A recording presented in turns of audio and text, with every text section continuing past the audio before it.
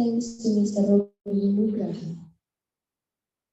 The next agenda is speech. The first speech will be delivered by the Chief of ETSA to Ms. Hanifa Amini. The time is yours.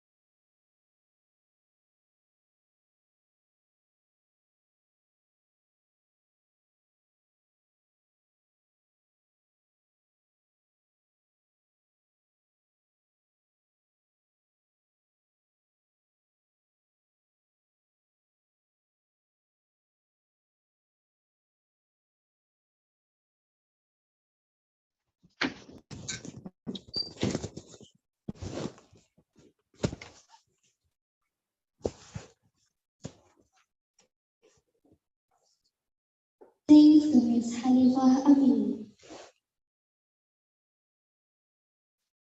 The second speech would be delivered by the representative of Dewan FITK to Mr. Agung Andiansyah. The time is yours.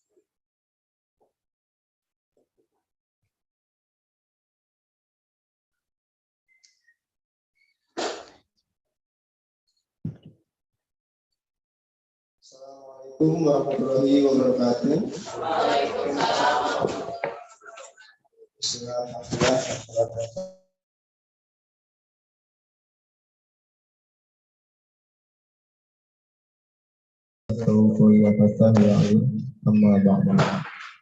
Yang terhormat Dekan 3 Fakultas Ilmu Tarbiyah dan Keguruan Bapak Dr. Habibudin MAG.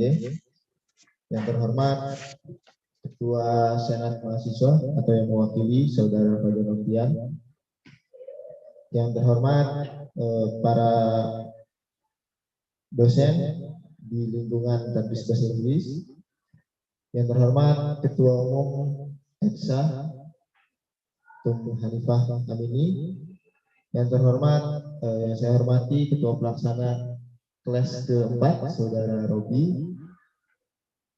Yang saya hormati juga para jajaran Ketua Ormawa di lingkungan FITK ataupun yang mewakili, lalu peserta Konferensi on Applied Linguistics for English Studies Focusing on Education yang berbahagia, dan teman-teman EDSA yang semoga selalu diberkahi oleh Allah Subhanahu wa Ta'ala. Pertama-tama mari kita panjatkan puji syukur kehadirat Allah Subhanahu wa Ta'ala, yang dimana berkat rahmat dan inayahnya kita dapat berkumpul di tempat yang insya Allah penuh berkah ini. Salawat serta salam semoga selalu tercurah limpahkan kepada baginda Nabi besar Muhammad SAW, kepada keluarganya, sahabatnya maupun kita sebagai umatnya hingga akhir zaman. Sebelumnya saya mewakili Ketua Umum BEMA FITK, Bung Saifuddin, yang berhalangan hadir pada kesempatan kali ini karena memang beliau ada keperluan yang tidak bisa diwakilkan. Banyak harapan terutama dari BEMA begitu untuk mengakomodir kegiatan-kegiatan Ormawa FITK, apalagi ini berbentuknya konferensi yang mungkin banyak kaitannya atau korelasinya dengan kita sebagai Fakultas Ilmu Tarbiyah dan Keguruan. Mungkin berpesan untuk berarti ini terakhir ya. Terakhir itu ada novel apa lagi setelah ini. Nah, berarti di penghujung begitu ya. Mungkin nanti ini bisa dijadikan bekal untuk pengurus berikutnya maupun ormawa-ormawa yang lainnya yang ada di FITK begitu. Mungkin banyak dari mahasiswa baru begitu sekarang akhir-akhir ini itu untuk mengikuti minat organisasi itu sangat rendah, karena memang dirasa kebermanfaatan untuk kebermanfaatan untuk mahasiswanya itu kurang. Terkadang ormawa itu hanya memfokuskan kepada selain hanya program tuntutan senior, benar nggak? Gitu kan? Nah, saya harapkan begitu untuk ormawa kedepannya bukan hanya menjalankan program seperti ini, tapi untuk kebermanfaatan mahasiswa juga bisa mungkin perbanyak kajian seperti ini kan banyak dibutuhkan gitu di kuliahan kita gitu. Di Inggrisnya penulisan artikel, lalu penulisan skripsi atau lain sebagainya, mungkin itu yang akan dibutuhkan, apalagi ini kan temanya needs and implication gitu kan, kebutuhan mahasiswanya. Semoga nanti kedepannya ormawa yang lain juga bukan hanya program-program kerja yang mungkin hanya hanya menggugurkan kewajiban, tapi ada ada korelasinya, ada kerjasamanya, dan ada kebermanfaatannya untuk mahasiswa Fakultas Ilmu Tarbiyah dan Keguruan gitu ya.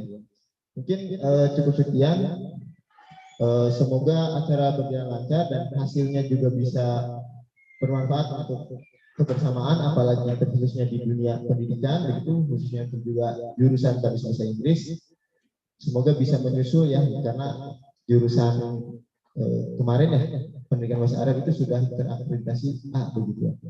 Oke, mungkin nanti bahasa Inggris bisa menyusul dengan banyaknya tulisan-tulisan, banyaknya inovasi-inovasi dari mahasiswanya gitu. Cukup sekian mungkin dari saya. Wassalamualaikum warahmatullahi wabarakatuh.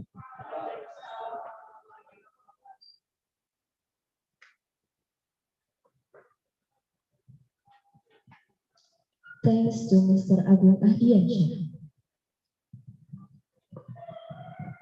The third speech will be delivered by the head of English Language Teaching Department to Mr. Dr. Teddy Rahadi MPD. The time is yours.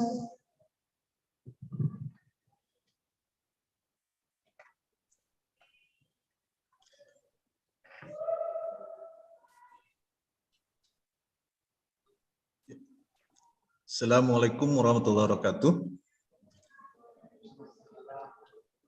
Alhamdulillahirabbil alamin, wassalatu wassalamu ala asyrofil anbiya'i wal mursalin wa ala alihi wa sahbihi ajmain.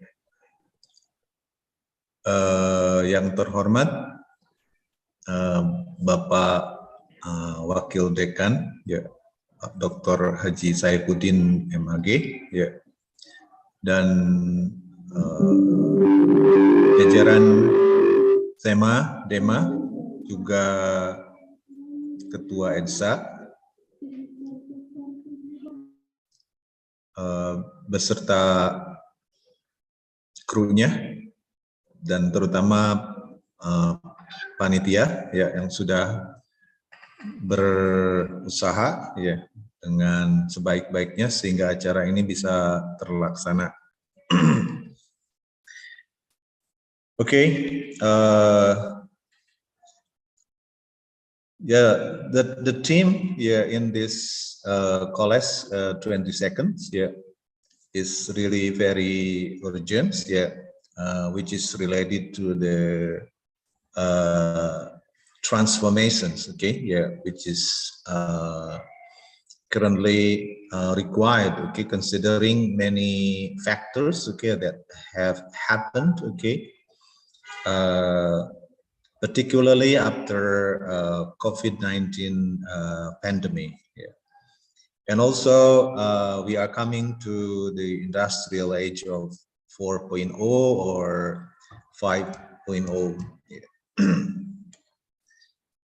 Yeah, I would like to extend my gratitude to everybody who have been working so hard up to this time. And I hope that this event will continuously be improving in order that all students can get the benefits of this program. I think that's all.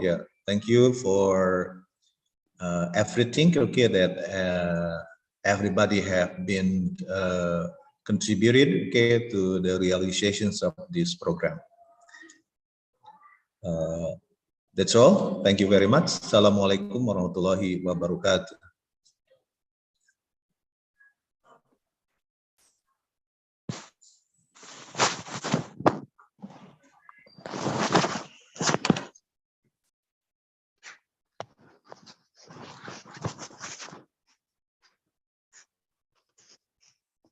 Thanks to Mr. Dr.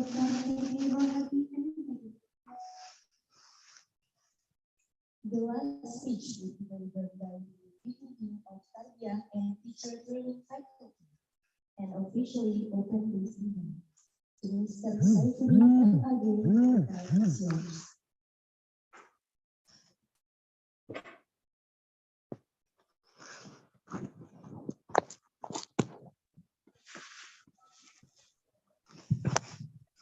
Assalamualaikum warahmatullahi wabarakatuh.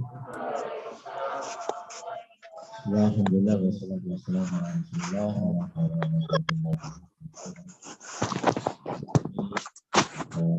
Sektor Hadis Bahasa Inggris yang terbagi Rohadi, MPD yang dalam ini masih berada di luar kota mudah-mudahan selalu sehat dan selalu Allah Subhanahu wa taala. Amin. Sudah Pak Sektur ini pagi-pagi saya ketemu sama Pak Sektur, katanya nggak bisa di sini mudah-mudahan juga beliau kita doakan ayahandanya itu sedang sakit Profesor Dr. Dewi Jubaidi sesepuh kita ini, mudah-mudahan beliau juga segera disembuhkan. Kita mendoakan dengan sama-sama baca Alkitab mudah-mudahan dengan kita baca Alkitab yang sedang sakit kita ini ayahanda dari Pak Sektur Profesor Dr. Dewi Jubaidi sebab satu juga Direktur ASTA Sarjana Syarul Badi yang sehat dan juga ada dia yang segera pulih. Alhamdulillah.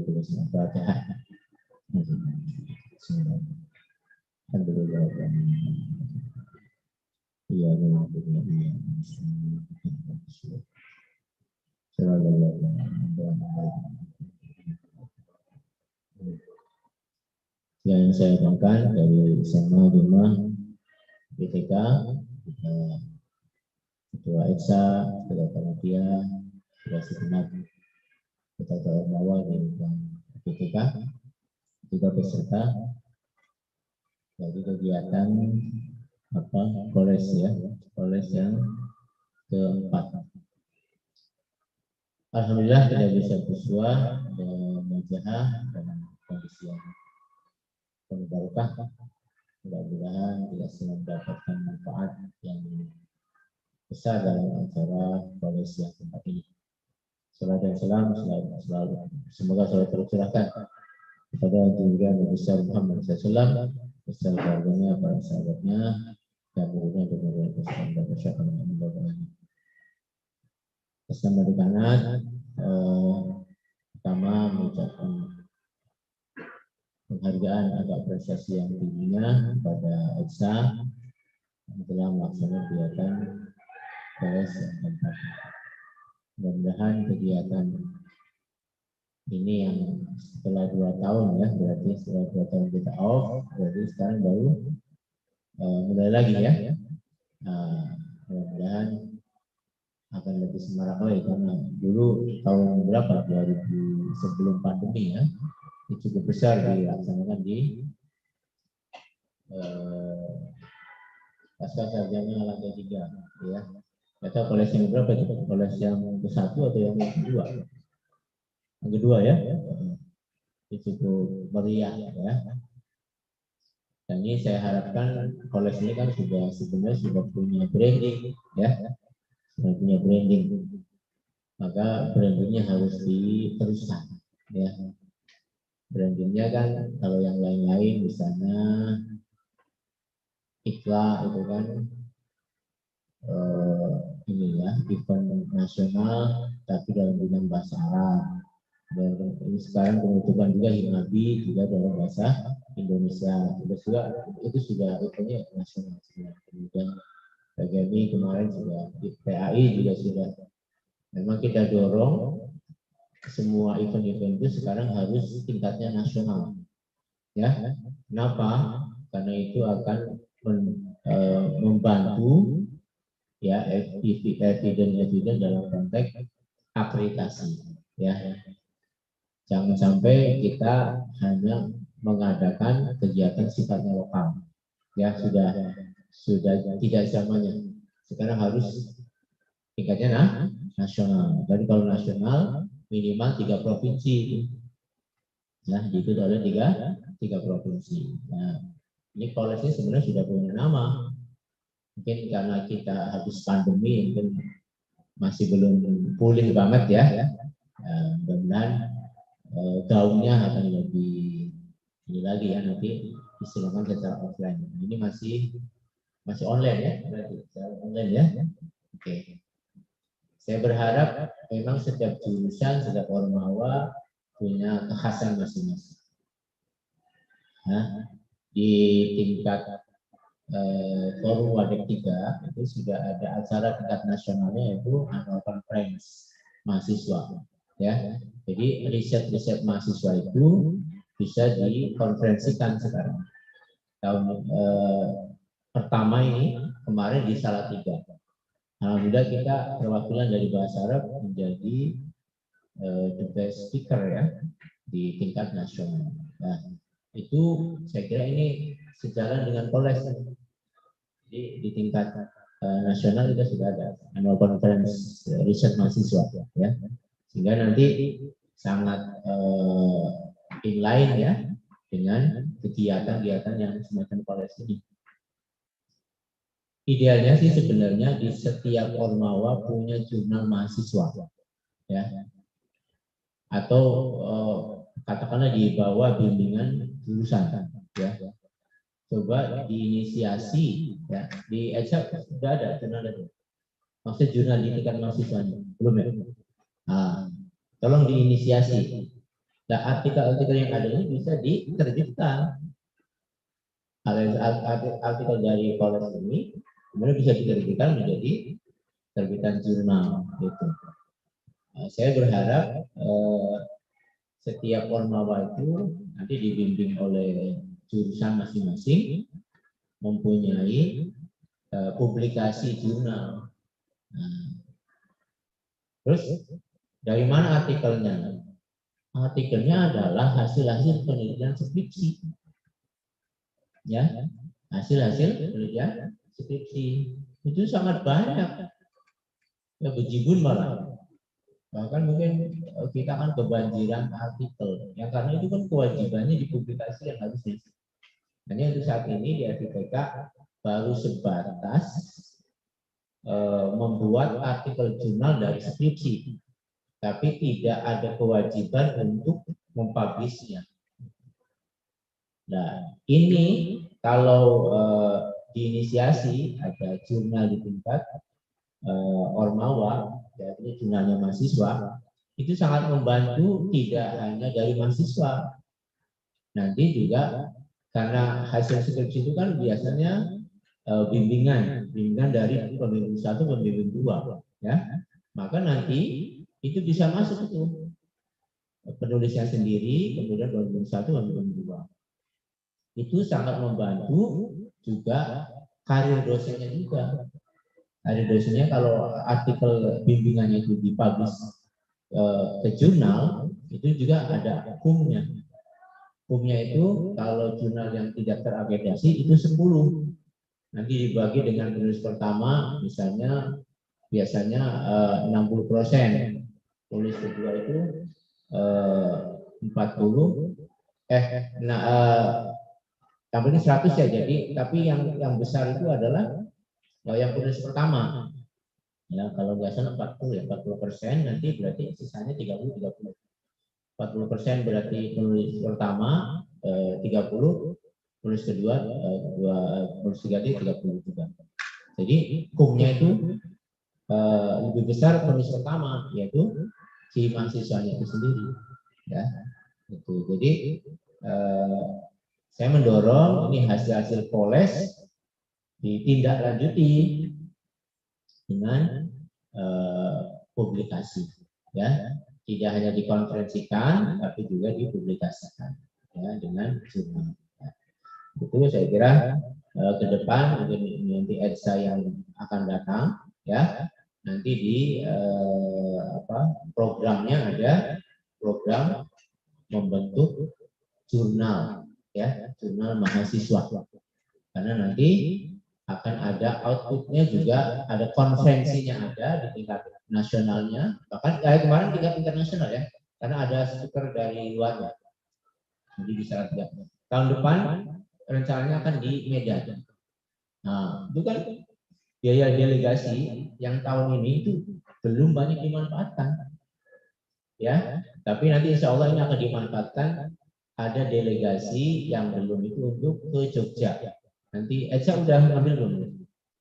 Nah, nanti akan dikirim ke Jogja karena di sana ada event, kebetulan event internasional, yaitu dengan kolaborasi antara Universitas Malaya, jadi internasional. Jadi ada Universitas Malaya itu berkunjung ke UIN Sunan Kalijaga.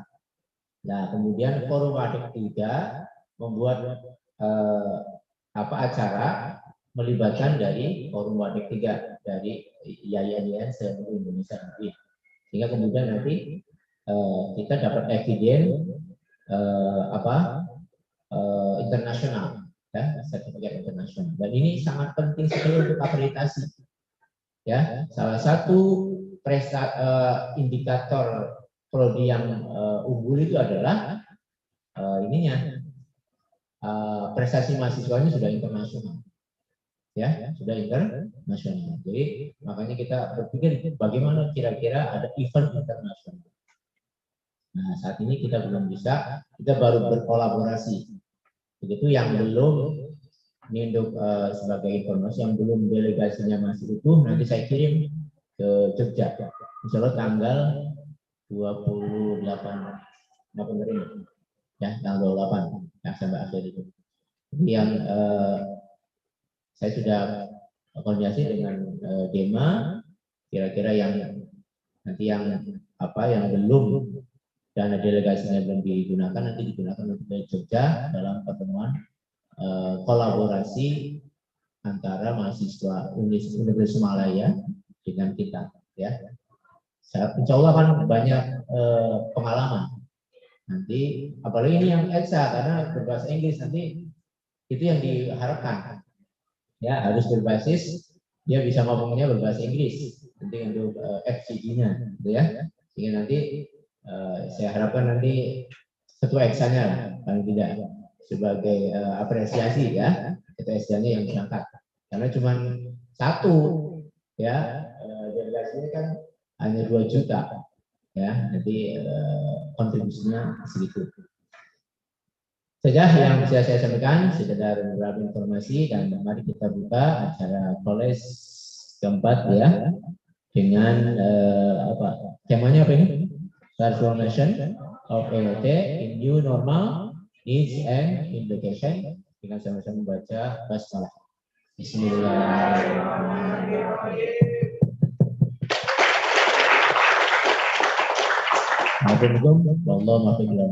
Wassalamualaikum warahmatullahi wabarakatuh.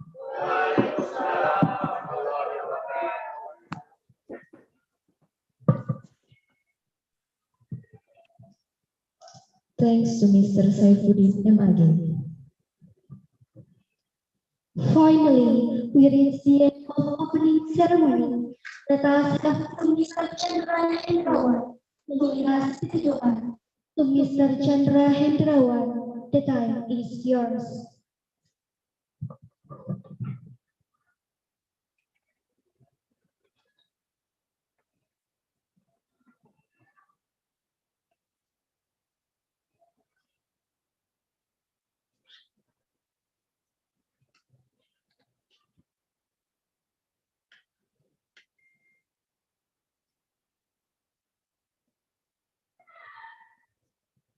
Assalamualaikum warahmatullahi wabarakatuh.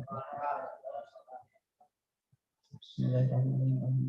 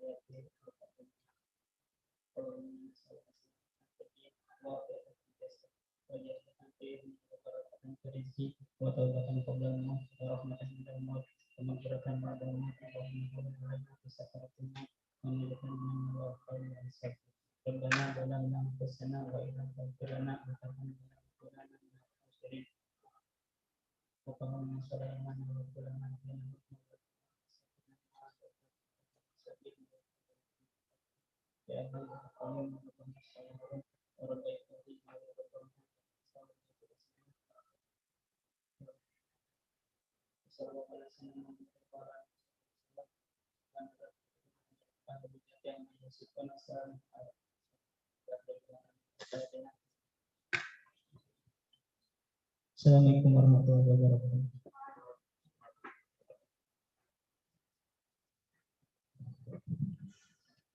Amin ya Rabbal Alamin.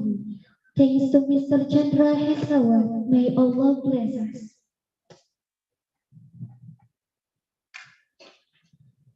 Dear brothers and sisters, I am Hanaul Mubarakah and Dea Ayu Paramita. As the master of ceremony, thank you very much for your attention. Wassalamualaikum warahmatullahi wabarakatuh.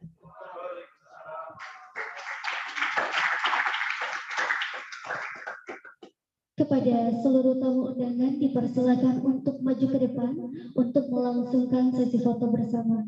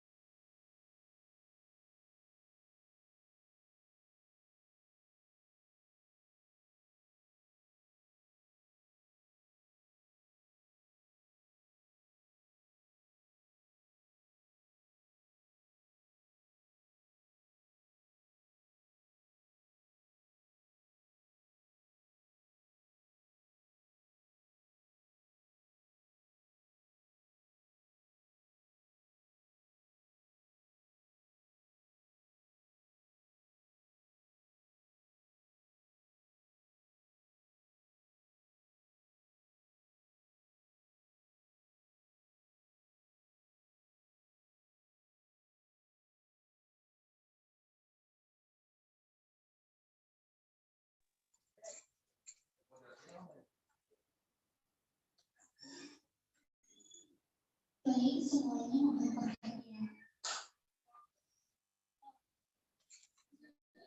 Sebelumnya mohon izin pada moderator untuk membacakan kurikulum fikih.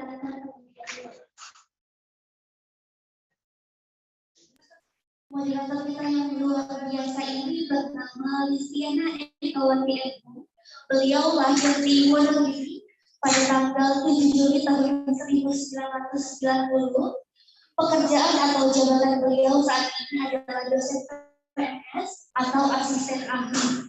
Alamat beliau di Geraha Keandra, Kalijaga, Tahap 3 J7, RT 008 RW 10, Sungai Bungur, Kelurahan Kalijaga, Kecamatan Dogsamukti, Kota Cirebon. Alamat kantor beliau berada di Jalan Perjuangan Bypass Karya Muda 1.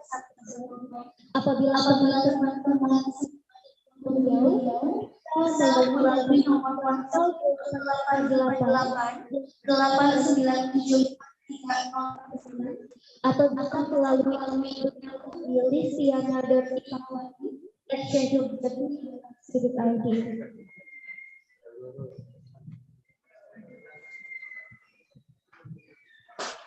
Untuk riwayat pendidikan, beliau pernah menempuh pendidikan. Untuk riwayat pendidikan, beliau pernah menempuh pendidikan pada tahun 2008 sampai dengan 2012, S1 Pendidikan Bahasa Inggris di Universitas Negeri Yogyakarta. Kemudian beliau melanjutkan di Universitas Negeri Yogyakarta dengan program studi S2 Bahasa Inggris konsentrasi linguistik pada tahun 2016 sampai 2018. Oke, adapun untuk riwayat pelatihan profesional atau pendidikan non formal, beliau pernah mengikuti pelatihan pengembangan bahan ajar PJJ-PHI IAIN Syekh Nurjati Cirebon pada tahun 2022 yang diselenggarakan oleh Universitas Terbuka. Lalu beliau juga pernah mengikuti pelatihan COALESCE Model Course Creator Certification pada tahun 2022 yang diselenggarakan oleh Telkom University. Berikutnya, beliau pernah mengikuti pelatihan Certification in Content Development pada tahun 2022 di Telkom University. Lalu ada webinar series 24 Postdoctoral Fellowship in the USA pada tahun 2022 yang diselenggarakan oleh the Embassy of Republic of Indonesia in Washington DC, USA. Kemudian beliau juga pernah mengikuti seminar Link and Match dengan tema Aligning Current Trends in ELT and ELTD Teaching Curriculum pada tahun 2022 yang diselenggarakan oleh jurusan Tadis Bahasa Inggris, Fakultas Ilmu Tarbiyah dan Keguruan IAIN Syekh Nurjati Cirebon. Dan juga masih banyak lagi pelatihan-pelatihan profesional yang telah beliau lalui. Selanjutnya adalah pengalaman kerja beliau. Beliau bekerja di IAIN Syekh Nurjati Cirebon sebagai dosen bahasa Inggris sejak tahun 2019 sampai sekarang. Kemudian beliau juga menjadi Speak Inspire Yogyakarta, dosen bahasa Inggris pada tahun 2018 sampai 2019. Beliau juga menjadi dosen bahasa Inggris di Stikes Wirahusada Yogyakarta pada tahun 2016 sampai dengan 2019. Kemudian beliau juga pernah di institusi Community Language Service STBA Yogyakarta sebagai freelance tutor bahasa Inggris pada tahun 2012 sampai 2019. Kemudian beliau juga menjadi tutor bahasa Inggris di Wisma Bahasa Inggris Yogyakarta, kemudian di Language Training Center UNY Yogyakarta. Kemudian beliau juga pernah menjadi guru bahasa Inggris di tahun 2014 sampai 2015 di Credit Union Kelingkumang, West Borneo. Kemudian beliau juga pernah menjadi tutor bahasa Inggris di tahun 2014 di lembaga LPP MP UNY Yogyakarta. Adapun karya-karya yang telah beliau publikasikan antara lain yang pertama pada tahun 2022 dengan judul An Analysis of the Floating of Conversational Maxims by Peace on a Clean, Well-Lighted Place Short Story yang diterbitkan oleh J. Lali. Kemudian pada tahun 2021, beliau juga mempublikasikan karya yang berjudul Asynchronous Learning, An Answer in the Era of Pandemic, sebuah artikel jurnal yang diterbitkan oleh Journal of English as Foreign Language Teaching and Research. Kemudian pada tahun 2020, beliau mempublikasikan karya juga yang berjudul What Does It Take to Be 4.0 EFL Learners yang diterbitkan oleh CRC Press, Taylor and Francis Group. Kemudian pada tahun 2020, beliau juga mempublikasikan sebuah karya yang berjudul Scaffolding in Teaching Writing yang diterbitkan oleh jurnal Al-Tarbiyah. Lalu pada tahun 2020 ada juga karya yang berjudul An Analysis on Chloe Movie, A Study of Gender Identity, Sexual Orientation, and Gender Fluidity yang diterbitkan oleh jurnal Equalita. Kemudian pada tahun 2019 beliau juga mempublikasikan karya berupa TOEFL Key Strategies, Teacher's Book. Dan pada tahun 2018 beliau juga mempublikasikan karya yang berjudul Afro-American Women Discrimination on Hidden Figures, a Critical Discourse Analysis yang diterbitkan oleh EJALS. Dan yang terakhir beliau juga mempublikasikan sebuah karya yang berjudul Sidak, Siap Ulangan Dadakan, yaitu sebuah buku yang diterbitkan oleh Planet Ilmu.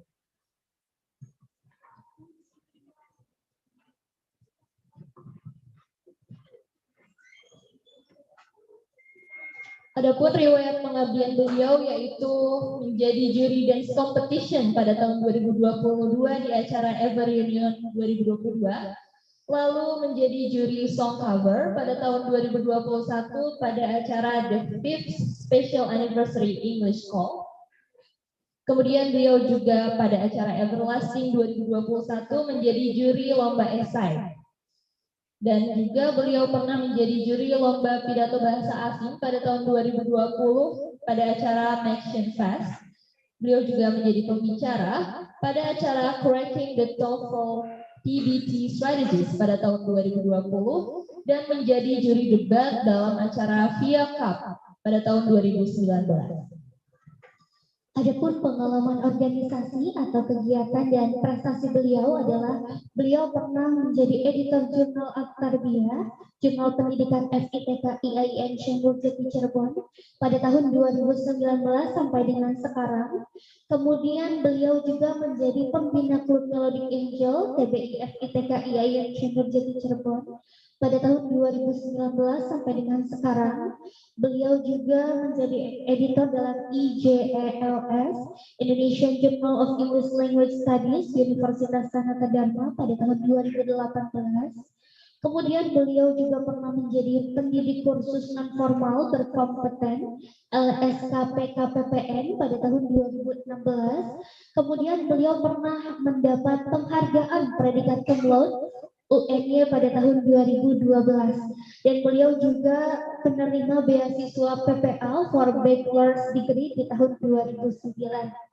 Itu tadi kurikulum vitae dari moderator kita yang luar biasa ini.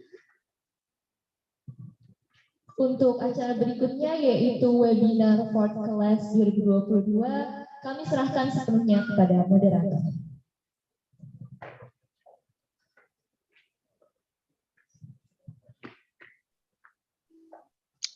Alright, Assalamualaikum warahmatullahi wabarakatuh.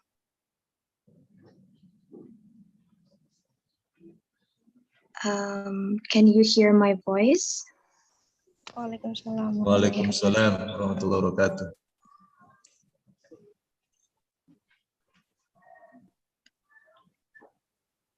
Okay. Can everyone hear my voice? Yes, Miss. Okay, thank you so much.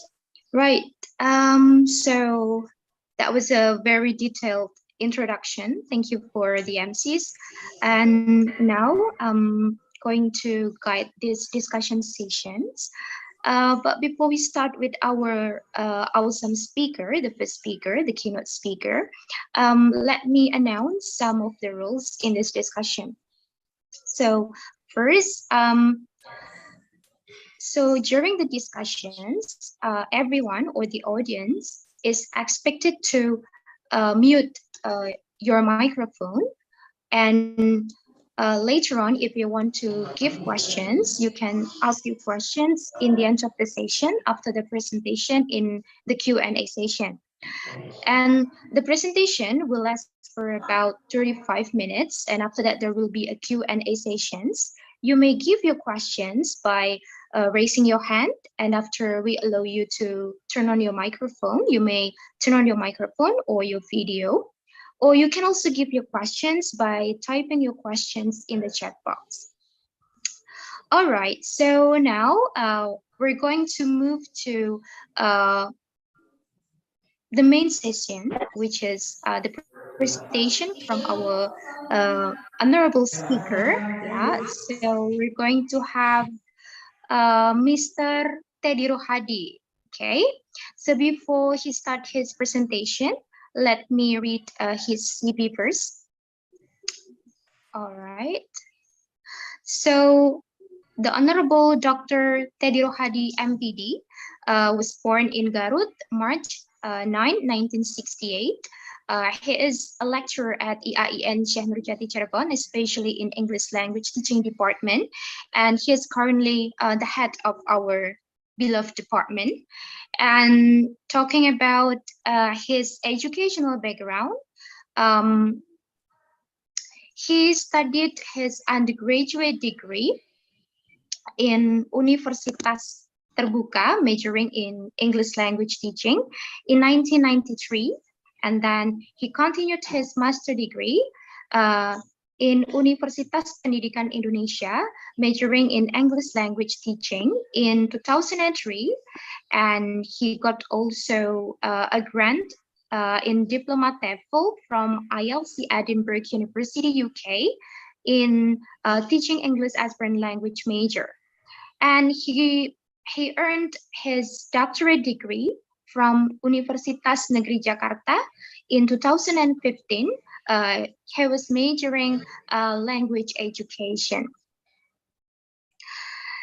And for his research track records, he has so many experience in research, and he also has so many publications in journals, magazines, and books, also papers, and some instructional materials products. And he joined some professional courses and workshops, for example, the qualitative research methodology from Leiden University, from Kemenak, and then he also has some managerial experience before. Right, so for his publications, for the detailed publication of him, you may check them in his Google Scholar. Right, so let me greet Mr. Teddy first. So good morning, Pak Teddy. Good morning, Bu Listi. How are you? Yeah, I'm great. How are you, sir? Just fine, thank you. Yeah, right. Okay, so are you ready for your presentation, Pak Teddy? I guess so. Yes, so you're going to have 35 minutes to elaborate your topics. So Pak Teddy is going to talk about a glance look at the so-called transformation and transformative. So without further ado, for Mr. Teddy, the time is yours. Yeah, thank you very much, Bu Listi. And allow me to share the presentation slide. Yeah. Yes, sure.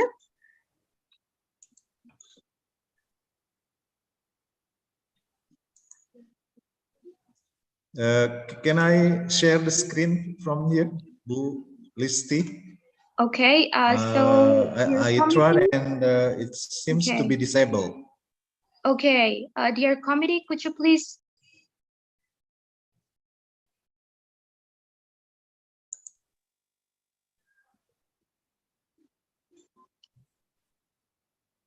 right? So dear committee, could you please give the host access for Pak Teddy, or maybe the co-host access? All right, now you can do it, sir.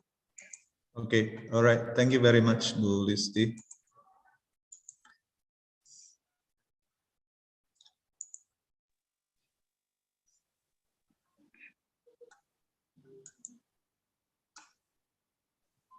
Yeah, we can see it. Right. Good morning, everybody, and let me introduce myself. Okay, even though everybody has known who I am. Okay, yeah, and Bu Lisi also has introduced me. Yeah, and my name is Teddy. Yeah, and I'm trying now to share my understanding, a little understanding of what transformations and transformatives are about. Yeah, these two words are getting more trendy. Okay, in the area of teaching and learning. Yeah, or particularly in education. Yeah. Why we have to transform? Yeah. As we know that we have experience, okay, the schooling systems, okay, which is based on product-based and result-oriented society learning. Yeah. In a sense that our intelligence, okay, is measured by the test. Yeah. And yeah, this kind of schooling here is getting more irrelevant, okay, yeah, considering the circumstances, okay, that are growing right now, especially relating to the so-called disruptions, okay, yeah. We are disrupted, okay, yeah, by the COVID-19 pandemic, okay, and also the rapid ICT development, okay, yeah, with resulted in the modes of teaching and learning changes, yeah, and some of us are surprised and are not ready, okay, to face it. Yeah.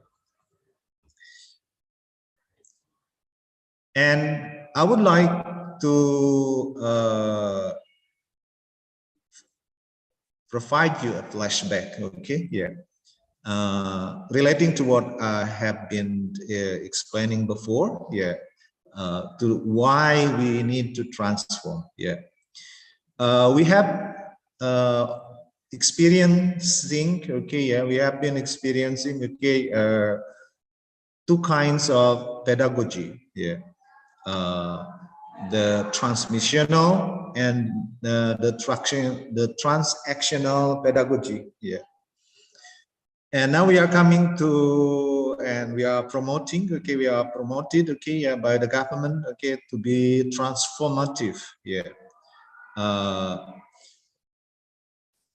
I'm going to elaborate a little bit, okay, about what transmissional and transactional pedagogy are about, yeah.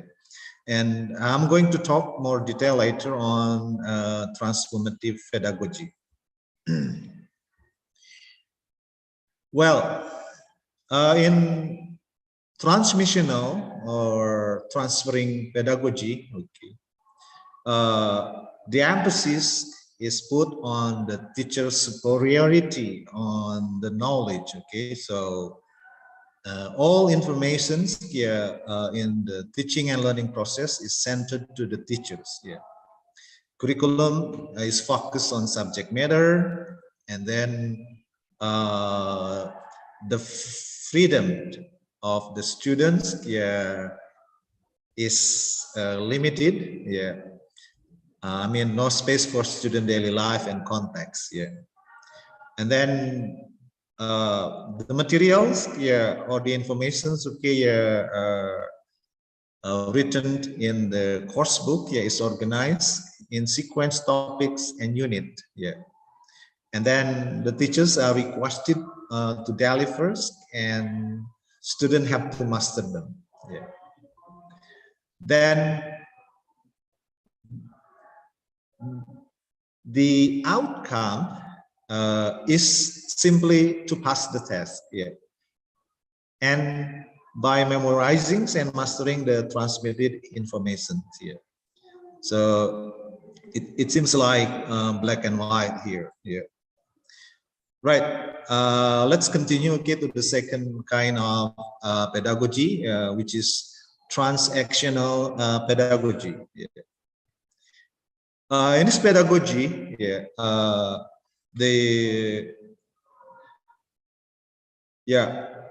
the activity, yeah, is closer to collaborative approach. Yeah. In which teachers and students collaborate and negotiate. Yeah, but again, the power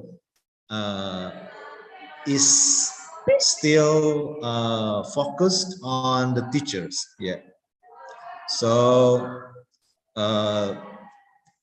in certain extent, the negotiations, okay, is directed, yeah, by the teachers. Yeah.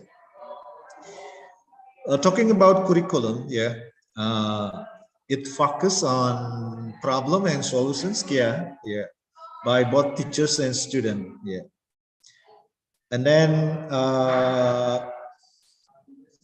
since this is collaborations, yeah. So the teaching and learning process seems to be individualized, yeah, where each student's growth and thinking process, inquiry process, and student predispositions, yeah, are monitored, okay, and then tailored and customized. Yeah. Right. So we are coming to the main topic, yeah, that is transformative pedagogy. But let me highlight first, okay, yeah, wherever and whenever we talk about transformations, okay, yeah, we refer to STEM words, right? Yeah, that is trans and formed, yeah. Which means, yeah, change and save. So when you transform, okay, you change and you save to different thing. Yeah, right. So that's the first thing we have to keep in mind. Okay, yeah.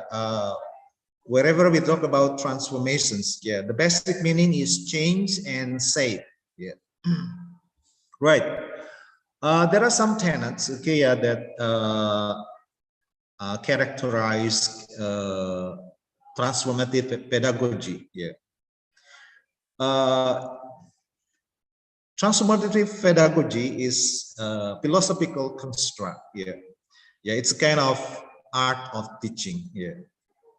And then it fosters collaborative learning, yeah, and strengthens students to think creatively and critically.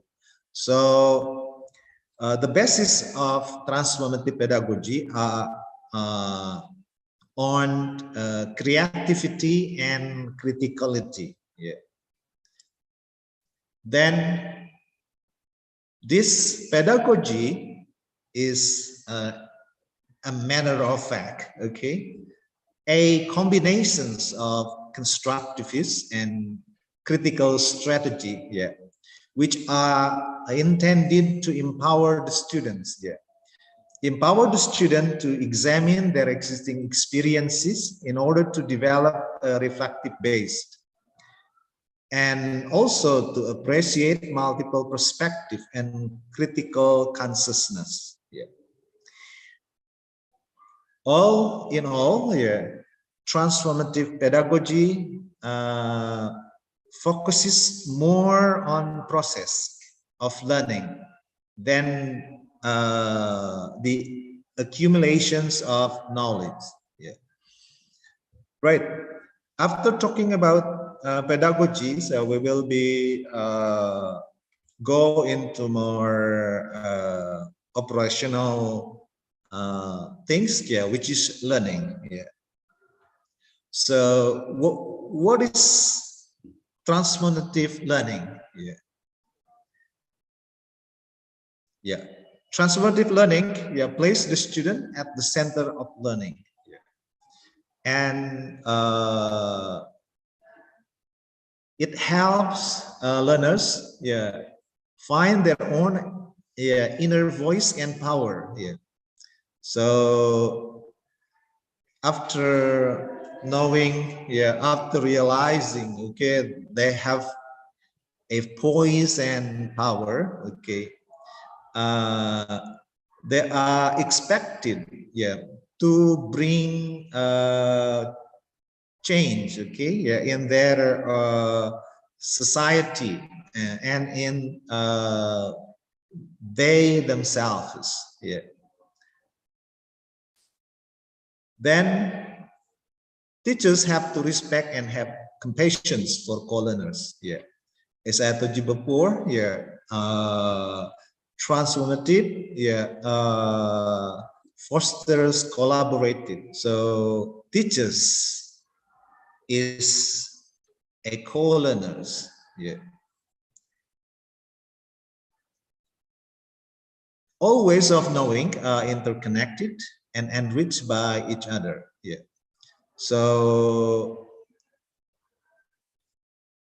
the method, materials, media, and whatever, yeah, encompassed, okay, yeah, in the teaching and learning processes, okay, should be interconnected and enriched, okay, yeah. They are supposed not to be in discrete way. Then the outcome is to change. Yeah.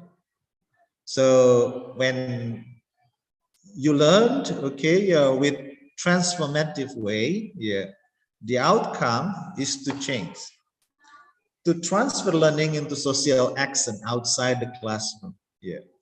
So there has to be action in the end of process. Yeah. This is a very important aspects of transformative learning, yeah, which requires participations, yeah, in changing social circumstances. Yeah. Right. So this is a more detailed here. Yeah. In such a way, okay, that I compare, yeah, the traditional one, okay, yeah, which is the transmitter model thinking, and then the proposed one, okay, the transformative model of thinking. Yeah. Well, if we compare them, yeah, the transmitter one, okay, yeah, approach, okay, that the instructors, yeah, hold the knowledge, yeah, while in transformative, yeah, student need to create knowledge. Yeah. So on one hand, teachers is superior, yeah, and in other hand, okay, student, yeah, is given freedom, okay, to create knowledge. Yeah. Right, we go to the manifestations or the examples. Yeah.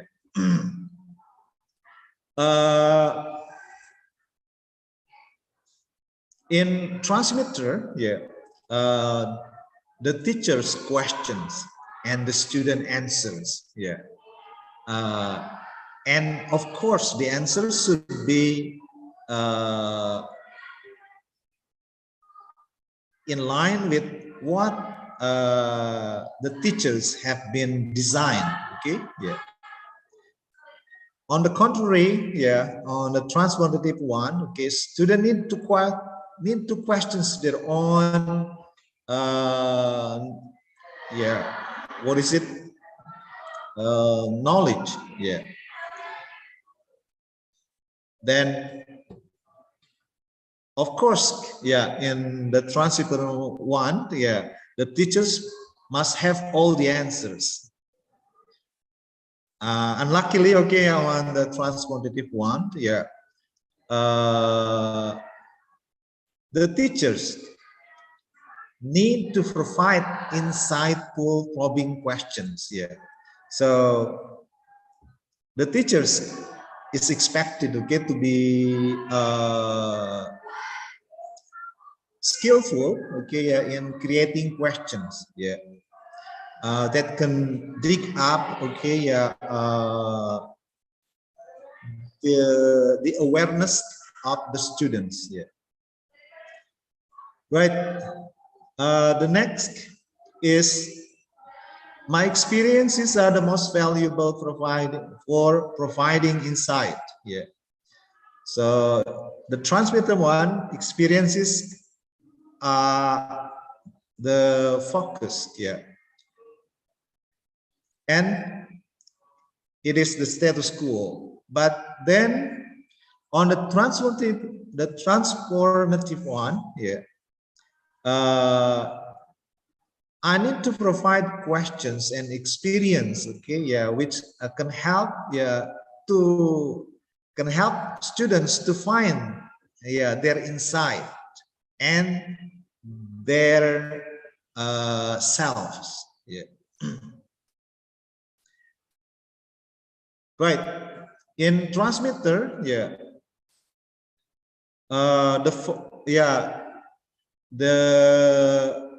the outcome is, yeah, what knowledge and skill, yeah, the student need to have.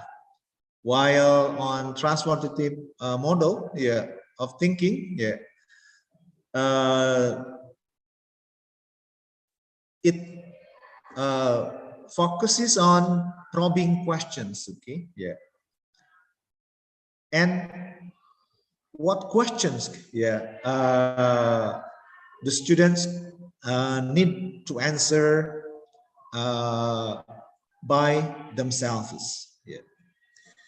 Right. So that's the comparisons, okay, between the transmitter and the transformative model of thinking. Yeah. Let's move on to a more practical one. Yeah, which I think it is still more on theoretical. Yeah, but I hope, okay, it could help you understand, yeah, how can transformative pedagogy, okay, yeah, is implemented in the context of language teaching and learning. Yeah, when transformative pedagogy, yeah, is implemented in the context of language teaching and learning. Okay, the first thing you have to do is to incorporate metacognitive, yeah, and social affective factors. Yeah, this is very important. Yeah, it concerns, okay, with the motivations, yeah, to accept responsibility for expressing, okay, one's meaning. Yeah. Then next, teachers need to create conditions that support target language use, yeah, to supporting them connecting, yeah, what they think, yeah, in the classroom setting and what they think, okay, in the real world. Then teachers is supposed to create social interaction in a classroom, that support participants, development of self-awareness, of what being in the world means, then it results in the awareness of being in relations and being in becoming. So they are aware who they are. I mean the students, the students or the learners are aware, okay, who they are and what they are going to be. Then in the teaching learning process, it has to be designed in such a way that can facilitate the interacting and constructing knowledge. And finally, all the teaching learning process should foster personal and social action, that are informed by moral ethical values, and it is expected, okay, to make them merge, okay, in a social transformation. Last but not least, be cautious. Despite the great promise, transformative pedagogy or transformative learning, okay, it poses hazards or dangers, and among them, among the risk, are the students, might not be able to control their own lives, okay, because after they change, okay, they do not know where to go. Then it involves, the second risk, which is the ability or the capacity for the students, to be autonomous and rational. And the last risk, they might lose their sense of belonging, okay, because they see something which is incompatible, okay, to what they think. Then another thing that we need to take into account is when we employ a transformative approach to teaching and learning, be careful, because it can endanger the integrity of student sense of self. I think that's what I can tell you. My final word about transform and transformative. In certain extents, it delivers, okay, some advantages. But practically, we have to be cautious, we have to be careful, because it poses some risk, okay, and if we do not take care the risk, it might lead to disorientations of what we are going to achieve. I think that's all, Ibu Listi. I hope it might provide the audience, okay, some new information. Yeah, that's what I can say. Yeah, thank you very much. Yeah. Yeah, thank you very much, Teddy. That was a very insightful presentation. And to me myself, that's a new insight. Thank you so much. And now we're moving on to the next session, which is the Q&A session. We have 30 minutes for question and answer sessions. So for the audience, if you have any questions, if you want to talk directly or to give your question directly to Pak Teddy, you may raise your hand and we will allow you to turn on your microphone. Or you can also give your question by typing your questions in the chat box.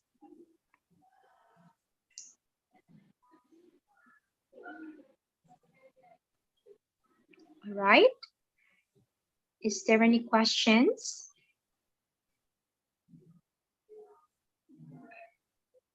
Or maybe, can I give a question, Pak, while waiting for others' questions? With pleasure, Bu Listi. Yeah, I'm just curious because you talked about some of the advantages, yeah, of applying transformative pedagogy, but you state that there are some risks, right? And it can be dangerous for students.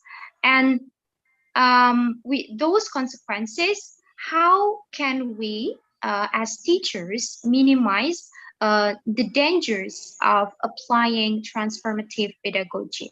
Do you have any suggestions, probably? All right, thank you you. very much, Bu Listi. Yeah, it's very difficult questions and a good questions. All right. Well,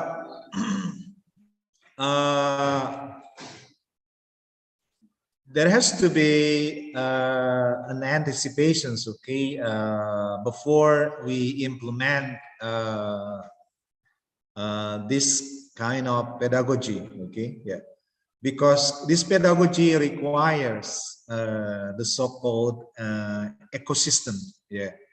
I mean, how can students create knowledge, yeah, by themselves, okay, yeah, if all structures and infrastructures or the environment, okay, yeah, where the students are, yeah, are not supportive, yeah. So we need to design, okay, yeah, the ecosystems of teaching as a learning process, yeah, in such a way, yeah, that enable, yeah, all to be supportive one another. Yeah. Take for example, yeah. As I explained before, yeah, one of the characteristics of transformative pedagogy, yeah, I mean the product is that the student to be creative and critical, yeah, and in certain conditions, okay, yeah, the teachers, yeah, have to be more, let's say, open-minded, yeah, in the sense that when the students are getting more critical, yeah, and teachers are supposed to be more ready, okay, to anticipate that situations, yeah. And also when the student change, yeah, they change, okay, they change their belief, they change their way of thinking, they change the attitudes, yeah. It has also to be accompanied, okay, by the changings of the environment, okay, to support them, yeah. When all those aspects are not supportive one another, yeah, it will result in students disorientations. Okay? Why need I change? Okay, yeah, if I don't have any support. Yeah. I guess that's what I can explain. I hope it can answer your curiosity, Ibu Listi. Yes, thank you so much, sir. So you want to emphasize that supportive environment play a key role here. Yeah. Yeah, that's Okay. absolutely right. Yeah. All right. Okay. Probably there is another questions from the audience. Okay, you can raise your hands or type your questions in the chat box.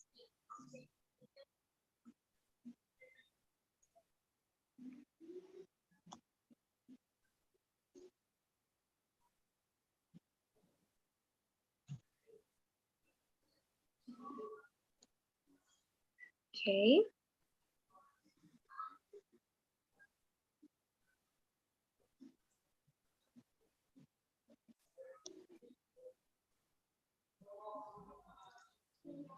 Again, if you have any questions, dear audience, please raise your hand or type your questions in the chat box.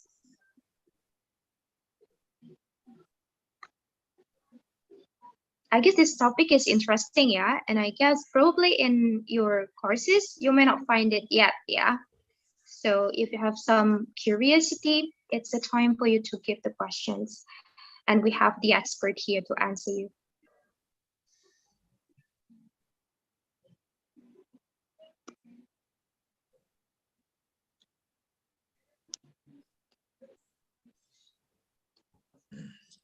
Probably, Bulisti, while waiting for the questions, okay, yeah, I mean, I'd like to elaborate more on the risk, yeah. I'm not Sure. a kind of pessimistic one, right? But we have to anticipate this, okay, yeah, if we want to transform, yeah. Well, it happens, okay, yeah, when I tried, okay, yeah, to implement this, yeah, in my class, okay, yeah.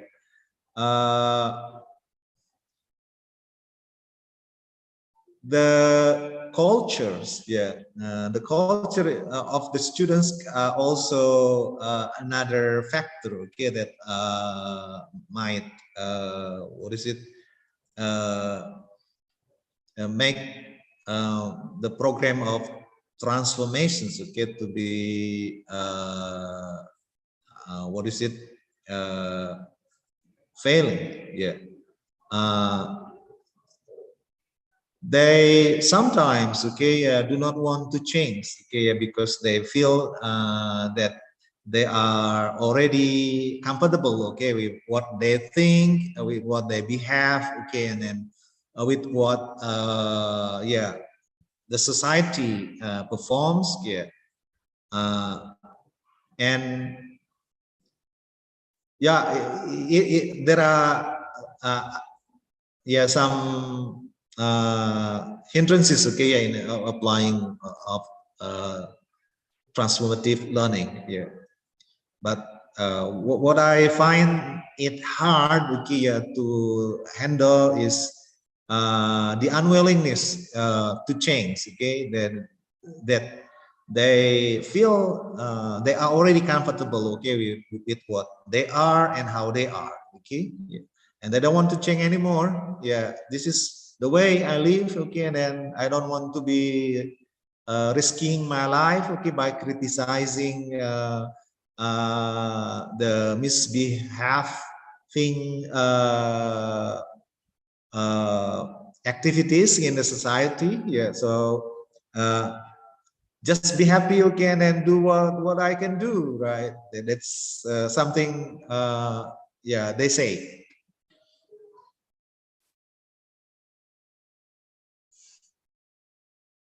In theoretical level, yeah, transformations or transformative are really luxurious, okay, but yeah, there are many problems, okay, that we are going to face, yeah, but I am as the educator or the teachers, okay, yeah, this is a challenge, okay, yeah, to improve the quality of the students' output and what is it? Achievement, okay, in their academic life. Yeah. Probably that's it, Bu Listi.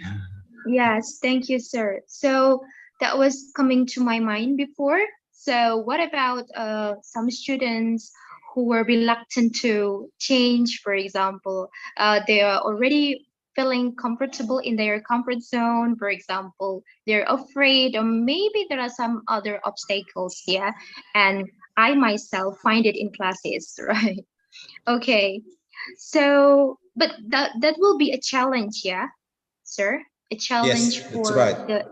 the teachers themselves and also the students themselves. All right. Is there any questions?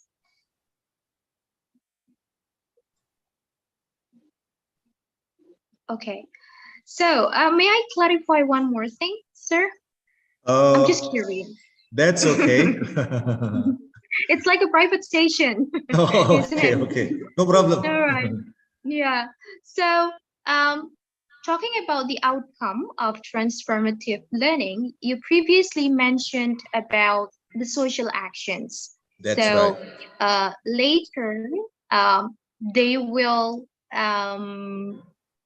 where is that? The change, yeah, the change, the transformation that they were involved in will bring them to social action.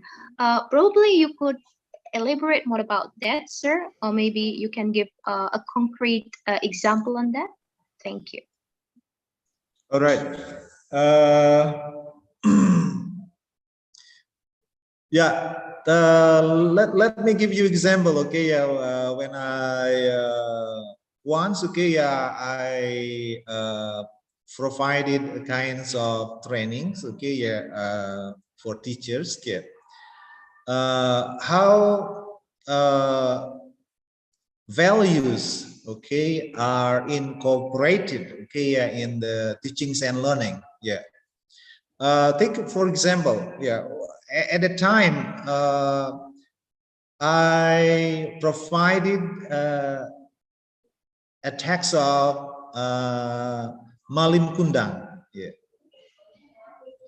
yeah, which yeah, I mean all everybody, okay, knows, okay, what the story is about and how the story goes, okay, yeah, yeah, but I asked to the teachers, who is Durhaka, the sons or the mother? Everybody there said the mother. Yeah. But I direct, okay, and provide them, okay, with some questions, okay, yeah. By talking to one of female teachers, yeah. Are you a mother? And then he said yes. Okay. Do you feel okay if your son become a student? Yeah.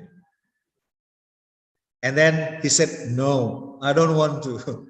Yeah, whatever my son yeah, did, okay, right or wrong, okay, yeah, I still consider them a son, yeah, children, okay, that need to be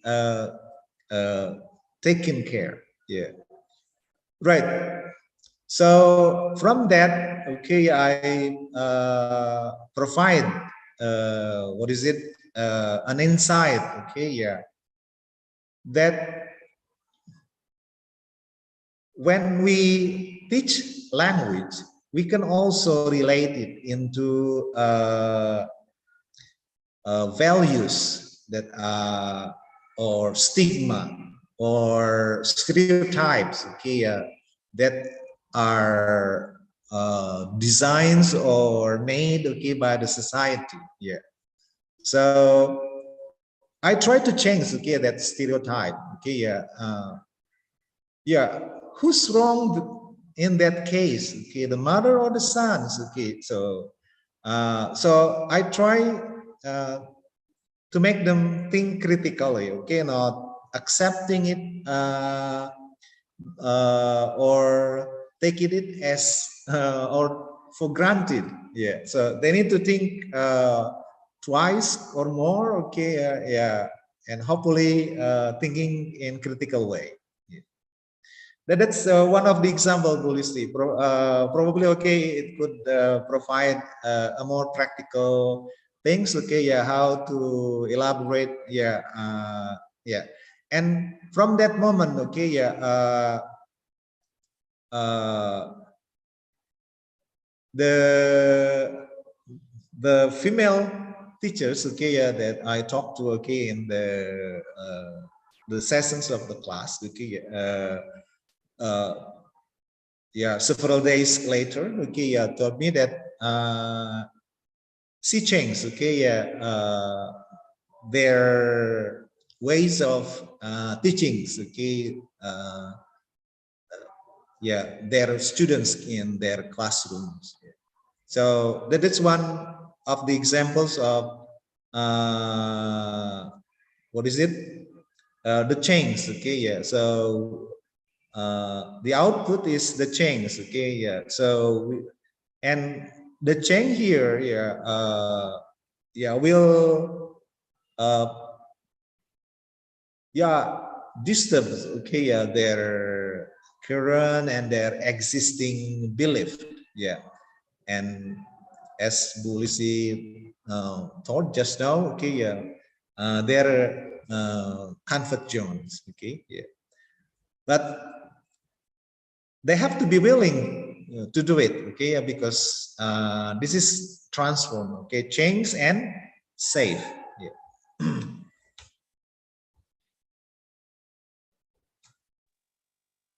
Right. That's it, Bu Listi. Yeah, thank you so much, sir. Okay, so the key here, the actions that you mean here is like the willingness to have like the where is that? The intention to challenge the existing beliefs. Yeah. That's right. Yeah. Okay, and maybe it's our challenge too, yeah, to Right. ensure them that it is okay, yeah, it is okay to have different beliefs, it is okay to have where's to challenge things, to contest things or beliefs that we have. All right, thank you so much, Pak Teddy, You're for a welcome. very Yeah. Interesting and insightful presentation. And thank you also Yeah, for the okay, opportunity so if to be a keynote speaker here, to trust me to be keynote speaker. yeah. All right, our pleasure, sir. All right, so thank you, Pak Teddy, again. And I'd like to summarize Pak Teddy's point here that the existence of transformative learning here has changed learning from teacher-centered to student-centered. And it implies that learning now is personalized. We value students' preferences, we value student power, voices, and also discretions. And in order to help them to have the skills, yeah, not only the knowledge, but also the skills to think critically, to be creative, to be innovative in order to where is that? To perform social actions for their life in the future. Thank you so much, Pak Teddy. Thank you very And much, if there Bolisti. is, yeah, If there are no other questions, I will end these sessions. All right, for the audience, I will end these sessions and I will give the agenda back to the MC. Wassalamualaikum warahmatullahi wabarakatuh. Salam.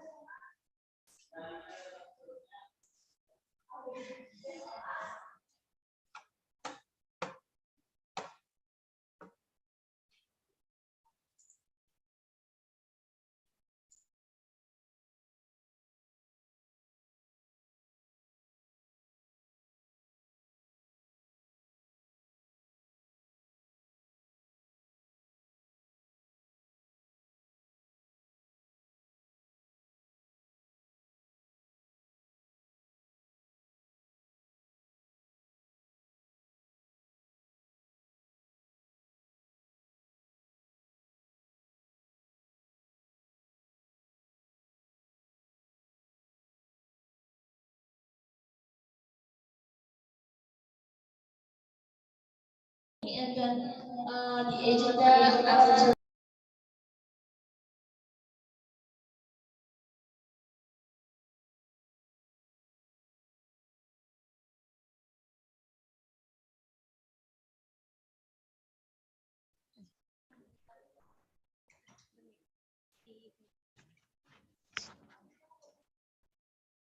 Okay, ladies and gentlemen, the next agenda is break until 1:20. So we're going, after the break, we're going to have the plenary session. Thank you.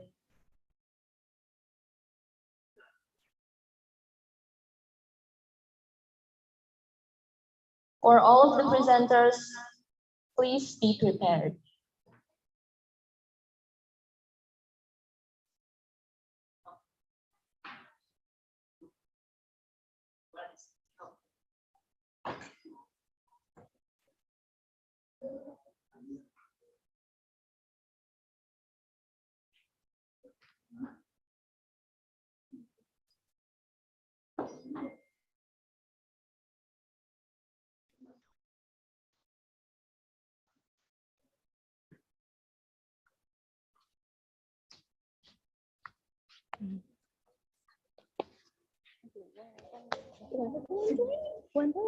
Tadi kamu yang kedua.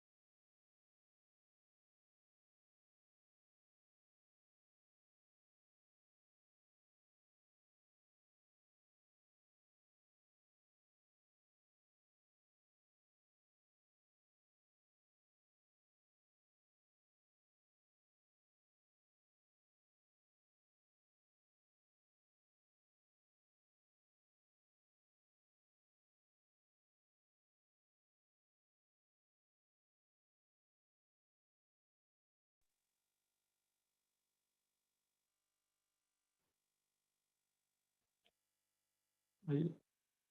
Kau Sumpah outline abis. ayo orang. Dari mana sih? Kau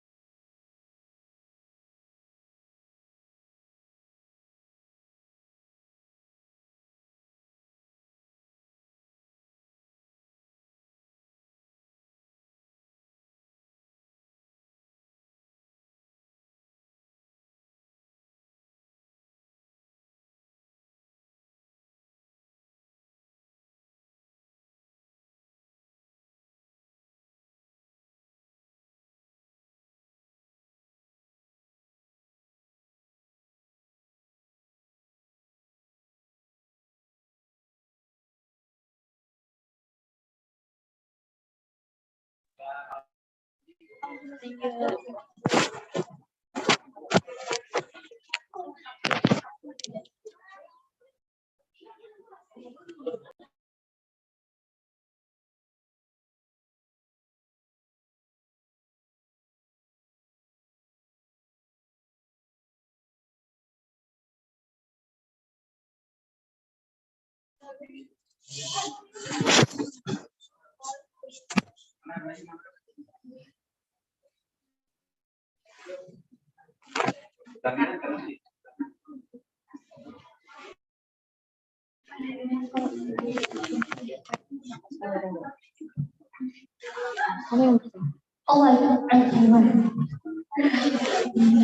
All right, so all of the plenary session has been finished, and now what we're going to do? for today's agenda is the webinar that will be delivered by Mr. Calvin and can be will be moderate. Okay, it will be moderated by still with Miss Listiana Ikawati and Bu.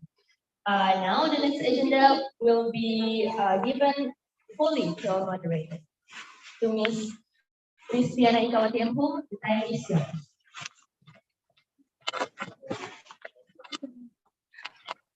All right, thank you very much, dear committee.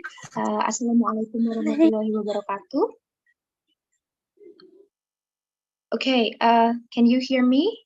The committee? Could you help? Yes, yes. All right, thank you. So, welcome back to class again, the fourth class. And now we're going to go on with another outstanding speaker. Today we have a guest speaker from Salatiga. But before I introduce him to you guys, I'd like to inform you first about some things. So first of all, soon there will be a presentation from the speaker for about 40 minutes. And during the presentation, the audience have to mute their microphone. And this presentation will be followed by a Q&A session for about 20 minutes. So if you have any questions or comments, you may raise your hand and we will allow you to speak by unmuting your microphone, or you can also type your questions in the chat box. So, well, before I start, let me introduce myself again, especially to Mr. Calvin. So I am Listi, Pak Calvin, and I'll be your moderator. So, okay, guys, today we have an outstanding speaker. He's a guest speaker.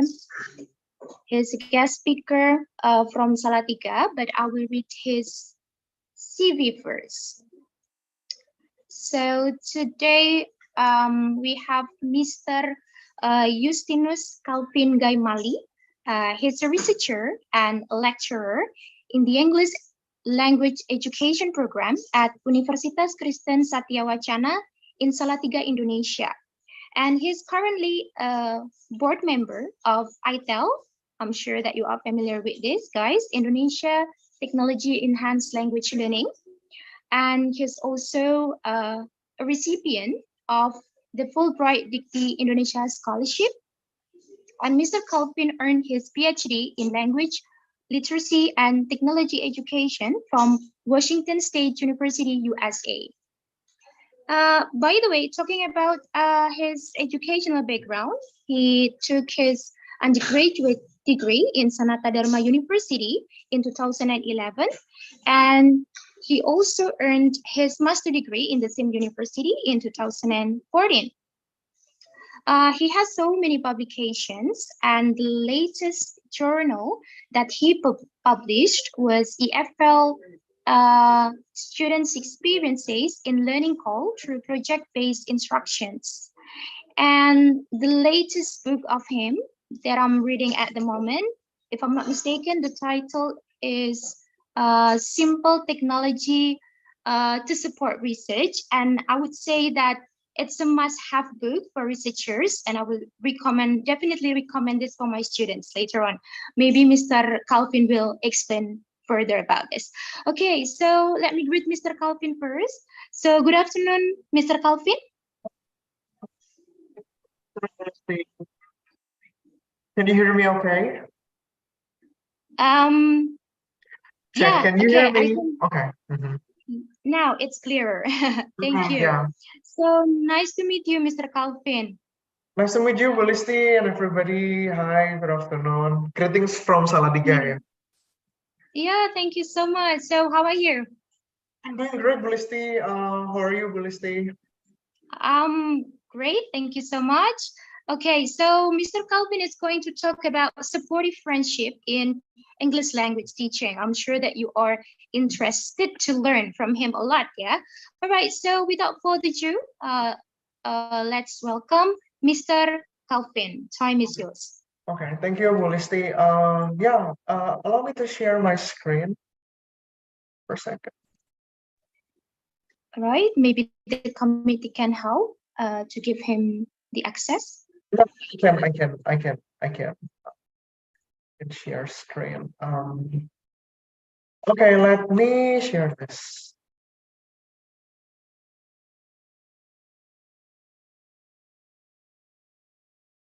All right. Can you see my screen?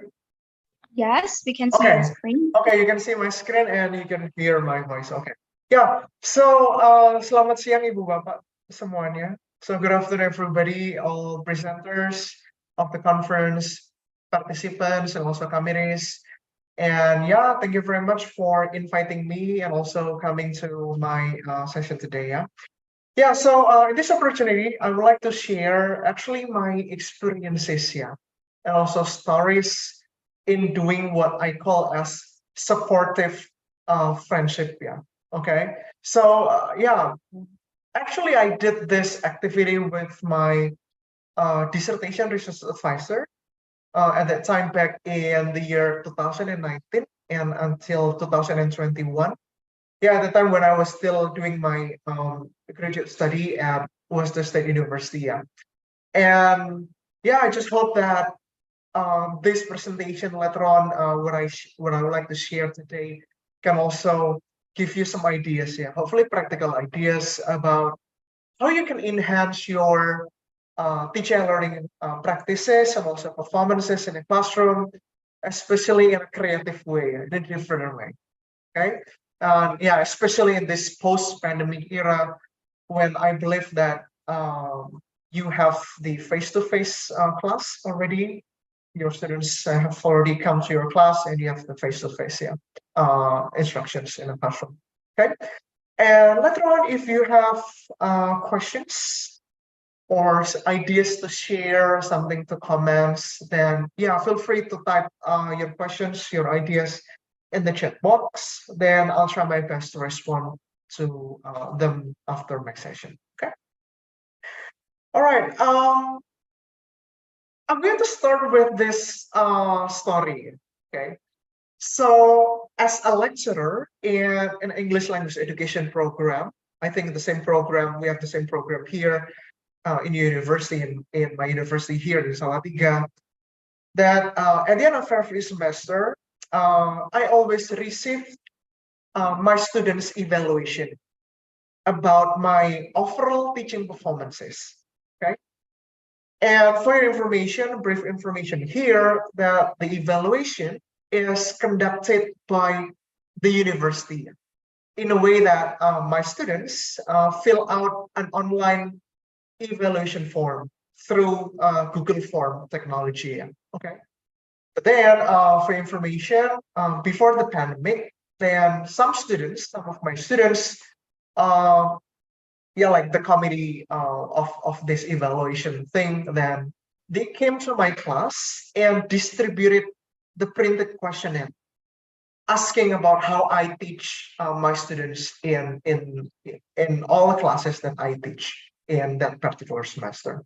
Okay, but then unfortunately, as you can see there on the slide, that the evaluation mostly contain very short responses, yeah, from my students. Okay, like I took this from my writing class back in the year 2017.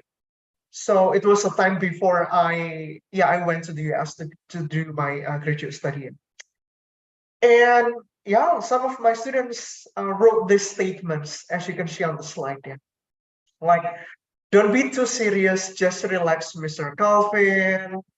The teacher provided feedback for every assignment. The teacher always gives detailed explanations in, okay, and also other responses actually that I received every semester, particularly that time. Okay, and this is what I'm going to say. Yeah, so although my students' feedback might indicate satisfaction for my overall teaching performances, but I just felt that this kind of written feedback that I receive every semester did not really guide me on what I should do exactly to enhance my teaching practices. Like for example, let's now focus on first point here. Okay, my students say, don't be too serious, Mr. Calvin, just relax. Yeah. Oh, you know what I mean? Like, I personally could not recall or remember exactly like when I had become that serious lecturer. You know what I mean? And I asked myself, probably my student who wrote that, probably this student was talking about other classes, or probably, yeah. I just do not remember when I became that serious lecturer. Okay, and yeah, Ibu Bapak and everybody, please type in the chat box if you have similar experiences, yeah, with what I just shared. Okay, so in that case, or with that issue in mind, then I found this idea very, very, very relevant to what happened to me. Yeah. And yeah, so I personally agree with Professor Thomas Farrell. He's well known as yeah, expert in reflection. So you can just like Google his name, Thomas Farrell. Yeah, so I personally agree with him that so much takes place so quickly. Okay, that we as teachers sometimes we cannot hope to see and monitor everything that goes on in our classroom. Like as I told you previously, that when my student write that feedback, then I do not remember. Sometimes like, really, are you serious? As long as remember, my class, I laughed a lot in my class. I smiled a lot. You know what I mean? So I just like did not recall or do not remember when I became that serious lecturer. So I agree with Professor Thomas Farrell in that point. And I also concerned that sometimes the written feedback from our students, might risk ambiguity. You know what I mean?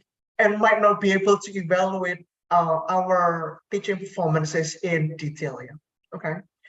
And for your information, especially in the US universities, the problem is that the students' evaluation that they receive at the end of every semester sometimes are only used for administrative purposes, yeah, Ibu Bapak. Like for example, only for completing their annual review portfolio. Yeah, that's the term that they use there in the system. Okay. So with this problem, I think we can ask this question, especially in this post-pandemic situation. Yeah. So how can we as university lecturers learn from teaching related problems? Actually, not only problems, but our teaching practices in our classroom or what we did in our classroom, so that we can make positive related changes in our classrooms. Okay, so I think we can think about this question together. We can discuss later on in the Q&A session. Okay, and in order to answer this, one of the ideas that I would like to share with you is that probably we as a lecturer might need what we can call as supportive friend. Yeah, okay, supportive friend. Who is, yeah, according to the literature, is a supportive friend is a close colleague, yeah. Close colleague, close friend in our university, in our working place, okay? And also the one who is what is called as reflective practitioner, who has the integrity and patience for teaching and learning. And more importantly, the one who can support our teaching and learning practices in various ways, yeah, okay? So that we as a lecturer might understand our teaching in more detail, and yeah, the friend who can like give constructive, non-judgmental feedback for our teaching, and yeah, the one who can advocate us for our success in teaching. Okay, and I believe you have that supportive friend in your working place. Everybody, think about one figure. You need to close your eyes. Think about one figure that might be your supportive friend. Okay, the one that you can later on invite to work with you in this what I call as supportive friendship. Yeah, everybody. Okay, so when you later on can build what is called as the trust, okay, and also the openness feeling with your supportive friend, then you as a lecturer and also your supportive friend can form what I would call as supportive friendship. Okay, supportive friendship. And when we talk about supportive friendship, everybody, it's actually a collaboration. Encourages discussion and reflection there. Okay, so it's about the collegial conversations. Okay, and yeah, between you and your supportive friend, and then yeah, individuals involved in the collaboration will provide later on classroom data to analyze, and you also or your supportive friend will offer you like feedback more as a friend, not as like pengawas sekolah or pengawas kampus, you know what I mean? But more as a friend. Okay. So keep this in mind, and then we can discuss further, yeah, later on when we have discussion. Okay. And keep that definition in mind. Then I use or I apply 4 main principles, yeah, when I did at that time the supportive friendship with my research advisor. So the principle number 1 is trust, meaning that in doing the supportive friendship, we should work with someone that we really trust. Okay, if you work with someone that you do not trust, or you just met and you invite to work with you in the supportive friendship activity, then I'm afraid that it might not work well.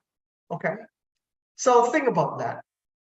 And the second principle is reflection, meaning that it is the conscious thinking about,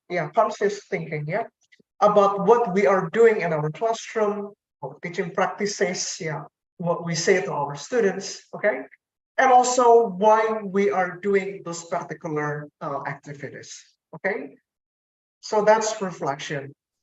And the peer observation, meaning that later on, we need to invite our trusted friend to come to our class, see how we perform, okay? And then we invite them to focus on, mostly on the positive sides of our teaching practices, the ones that the friend can also bring to his or her own classroom. Okay, so think about it, everybody. And the last principle is interaction, meaning that after the peer observation, then basically we discussed with our trusted friend about things that this friend saw in our classroom. Once again, more on the positive sides or the ones that the friend could learn from our teaching and learning practices.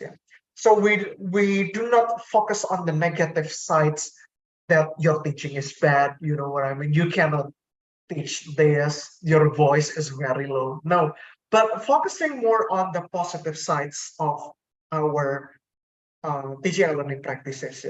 Okay. So think about it, everybody.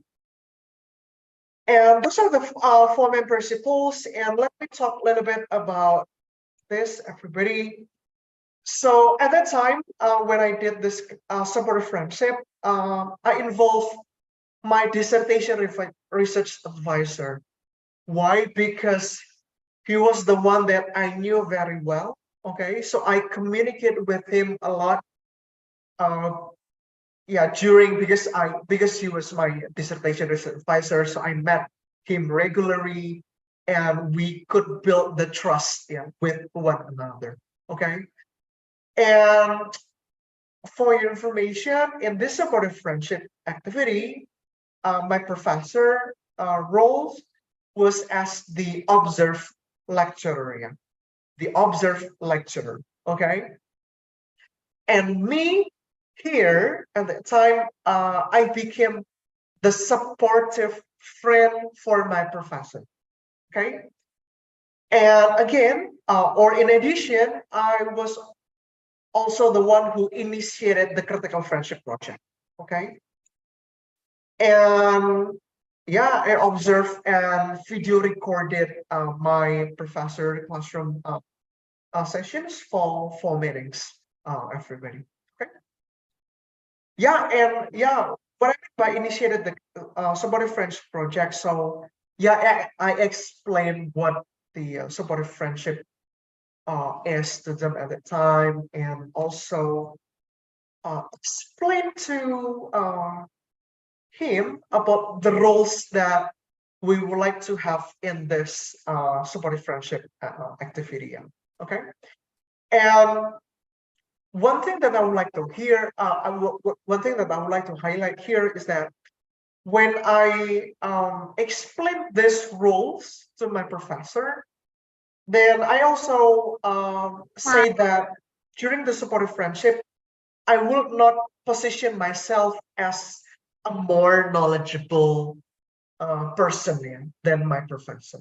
Okay, and I would not also position myself as, or I would not relate our discussions later or interactions later on with any theoretical review. You know what I mean? So I will never say like, hey Tom, your teaching is bad, because it is not really relevant to the theory of project-based learning or TPAC theory. You know what I mean? So I will never like relate our discussions or interactions about the teaching and learning practices with any theories. So basically, we discuss the positive sides from my professor teaching practices, the ones that I can bring back to my classroom in Indonesia. Okay. And talking about the process, then this is a little bit the brief process that I did with my professor in the supportive friendship. So at the time, I started with the introductory dialogues. Okay, about talking about this supportive friendship project, the roles that we had, as what I shown in the as what I showed to you all in my previous slides. Okay. And then I video recorded my professor teaching practices. Okay, and after that I watched the recordings and made the observation notes. There is also, I used the protocol actually. There were some teaching aspects that I focused on. Later on, I could also share the article with you. I think it's free accessible in the internet. So you can download it for free. And yeah, after I made the observation notes, then I coded and described what happened, the pedagogical lessons that I could learn from his teaching practices. Okay, and I also, yeah, then I put the descriptions on the PowerPoint slides that I prepared, and then I did the interview session, meaning that I describe or discuss with him about the PowerPoint slides, yeah, okay, that I prepared for him. So for your illustration, everybody, this is the PowerPoint slide that I prepared, okay? And when I met Tom, Professor Tom, and yeah, so we discussed this, yeah. We discussed my observation notes, okay? And as you can see there on the right side, and then I played the video in I cut the video, okay, focusing on that moment when my professor yeah, explained the idea of inclusivity. Okay. So I played that video just to help him, Professor Tom, to recall, okay, that what happened in my classroom at that time. Okay. So there should be the notes there put on the PowerPoint slide, and also the video that we or I have cut in to remind my professor about what happened in his classroom at that time. Okay. And everybody, Ibu Bapak, I would like to share with you some pedagogical lessons here that I can gain from this supportive friendship activity with my professor. Okay. So yeah, in brief, when I talk about pedagogical lessons, I'm talking about how teaching and learning practices are delivered in classroom. Okay. And yeah, these are some pedagogical lessons that I learned, and hopefully you can also relate this to your teaching and learning practices in your class here. Okay. So first point, I learned a lot how to be respectful to students here in a classroom, especially in the US context here. So I learned from a professor that at that time he remembered his students' names very well. And he could call his students' names. I don't know how he could remember the names, because he at the time he had around 25 students, but he could call his students' names well. And when I discussed with Professor Tom, then he said to me that it shows respect to your students. Nah, jadi ini Ibu Bapak yang masih kadang-kadang di kelas lupa ya nama siswanya. Think about it, Ibu Bapak ya. Try to remember your student's name well, because probably your student feel more respected when you call their name correctly. You remember their name well. Think about it. And I also learned a lot about the concept of inclusivity, Ibu Bapak. Are you familiar with the term inclusivity? So when we talk about inclusivity, meaning that we need to be careful, ya Ibu Bapak and everybody, about any stories, any ideas, any examples that we bring to our classrooms, yeah, so that we can make sure that the stories, the ideas do not exclude a particular group of students in our classroom. Okay, think about this, Ibu Bapak, and we can discuss further. Yeah. Okay. And inclusivity is also means that the inclusion of various ideas, yeah, various perspectives, okay, various students' perspectives, regardless our students' backgrounds, okay, regardless their culture or religion or economic status. So we include we appreciate all the ideas here that our students bring to our classrooms here. And none of the ideas of our students is more correct than the other. Okay, so think about this, Ibu Bapak. And I also learned a lot about the concept of fairness. Yeah. Okay. So at that time, I learned that my professor was willing to do precisely the same as what his students were asked to do in the class. Yeah. Okay. Like, for example, at that time, he asked his students to tell personal or stories about their personal life. Yeah. Okay.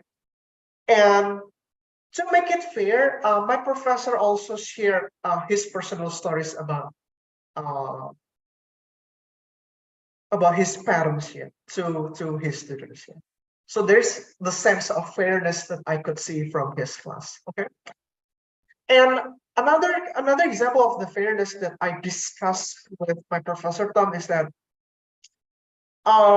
we talk about writing and publication, everybody. So when we as a lecturer ask our students to write academic article and send them to journal articles, we as lecturers, if you want to make it fair, should also have the experience to write and publish in academic journals. What do you think about it, Ibu Bapak? So that's the concept of the fairness that I learned a lot from my professor during this supportive friendship activity. Okay. And the last thing that I learned from my professor is that about promoting authentic learning discussions in the classroom. Yeah, probably this is a little bit different from what we have in Indonesia.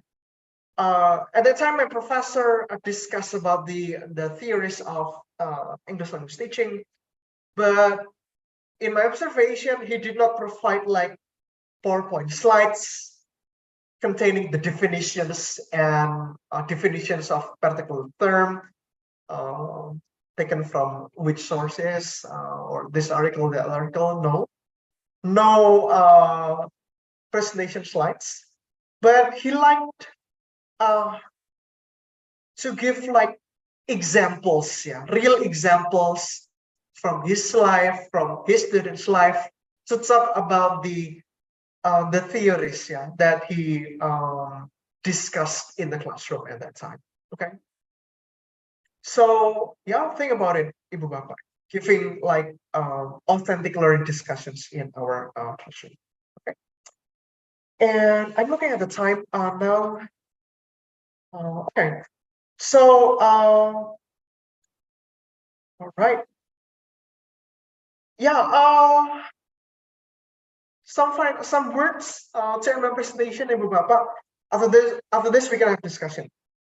That yeah, the supportive friendship, I could tell, could provide various pedagogical lessons for not only for my professor actually, but also for me as the not the critical friend, but the supportive friend here. Okay, and I also confirm the superiority of collaborative oral reflection approaches over individual and written ones. So meaning that if you want to improve your teaching and learning practices, Ibu Bapak, think about inviting your trusted friend to come to your classroom. Ask your friend to see your teaching practices and focusing more on observing and focusing more on the positive sides happening in your classrooms, and discuss with your trusted friends here. Because I believe that as what I could experience here, then you can also learn many positive things from that interaction and discussion with your trusted friend. Okay. And here I also inform you that, or encourage you that, try to apply the supportive friendship for other agendas here. Not only for teaching and learning practices or teaching and learning purposes, like what my professor and I did, but also think about applying the supportive friendship for example, creating a syllabus for your class, for example, or for the purpose of, for example, writing an article for national journals, yeah, because sometimes some of us are still struggling to do it, writing an article for national journals and publishing our article in national journals. So if you can think about, yeah, having the supportive friendship activity to achieve that purpose, then yeah, probably it's good for you, yeah. Okay, and think about it, everybody. Okay, and before I end my presentation, I would like to give you a gift from Salatiga. Mau hadiah Ibu Bapak? Ini ada oleh-oleh dari Salatiga ya Ibu Bapak. Do you want it? Oke. Oke, Ibu Bapak, ini oleh-olehnya adalah alright. Jadi Bapak terima kasih sudah hadir ya di konferensi yang hebat ini. Thank you very much for coming, and I would like to give you 2 books. The left side is Simple Technology to Support Research that Bu Listi mentioned. It's about, yeah, basically it's about the technology tools that I used in doing my research, especially when I was still, or when I did my master and PhD study. So feel free to read the book, Ibu Bapak, gratis, tidak perlu bayar. Nanti bisa baca di Google Book ya Ibu Bapak ya. Okay. And the right side is Simple Technology for Language Classrooms. That's the book that I edited last year in 2021, Ibu Bapak. So in the book you can see, if I'm mistaken, 10 or 11 chapters. So it's about the syllabus, yeah. There's a syllabus integrating the simple technology, Ibu Bapak, yeah. Hopefully you can find the ideas useful later on and modify a little bit the activities and yeah, to work well in your classrooms. Yeah, you can download it for free, Ibu Bapak. You don't need to pay. Yeah, download for free for you all. Okay. Yeah, so I think that's all for me. If you have questions, feel free to email me, Ibu Bapak. And if you're interested in my research, ada mahasiswa yang mungkin sedang bingung skripsinya mau nulis apa, feel free to visit my academia.edu where you can find my articles. Yeah. And when we talk about ITEL, feel free as well to visit our website where you can also find ideas here, because we post YouTube videos talking about how to use technology practically. Okay, and yeah, I think with that I end my presentation. Thank you so much, Ibu Bapak, all presenter speakers. And if you have questions, then we can have a discussion of this. Going back to you, Bu Listi, thank you very much, Ibu Bapak. Terima kasih. Thank you very much, Calvin, for a very insightful presentation. And thank you for the gifts, by the way. You're We really welcome. appreciate it. Okay, so now I'd like to invite some questions from the audience. So if you have any questions, please raise your hand, or you can also type your questions in the chat box.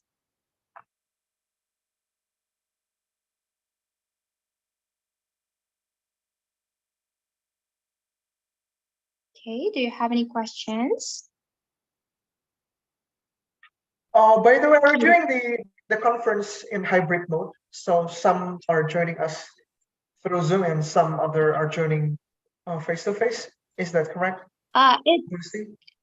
It's fully online, sir. It's fully online. Oh, okay, I see. Yeah, right. Okay, so we have one question. Okay. Yeah, Robbie. Okay. Oh, we have 2 questions, but we will start inviting Robbie Nugraha. Hello. Okay. Yeah, hello. Yeah, Hi, Robbie. Robbie. Do you mind if you turn on your camera so I can see your face and see your face and saying hi? Yeah. Could you please turn on your Okay, camera? wait a second. Yeah, hello. Yeah, we can hear you. Okay. Hi, All Pak right. Robi. Hello, Mr. Calvin. Nice to meet you in here. Hi, nice to meet you, Pak Robi. Yeah, hello. So I have a question. So yeah, I've learned about the Suggestopedia, which is like a method that focus on removing psychological barrier of the student like that. And sportive friendship, in my opinion, is very similar to the principle of learning English. Yeah, as I said before, that is the Suggestopedia method. So where the teacher gives students a sense of comfort and security, and I think sportive friendship in ELT. So do you think that supportive friendship is somewhat correlated with the Suggestopedia? So please explain it to us. And do you think there are many challenges that we can face in implementing supportive friendship in ELT in Indonesia? Thank you very much, Mr. Calvin and Miss Listy. Yeah, thank you, Robbie. Okay, he's one of our students, sir. All Oh, right. okay. Okay, so can we go on with the next question first, and then you can answer them together in the end? Okay, Bu Listi. Yes, sure. All right, thank you. Okay, now we'll move on to the second audience. Could you please raise your hand again?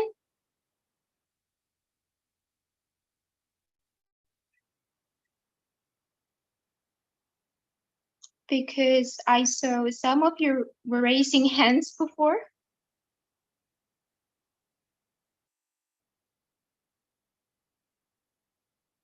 All right, I think while waiting for the next questions, could you please answer Robbie's questions, sir?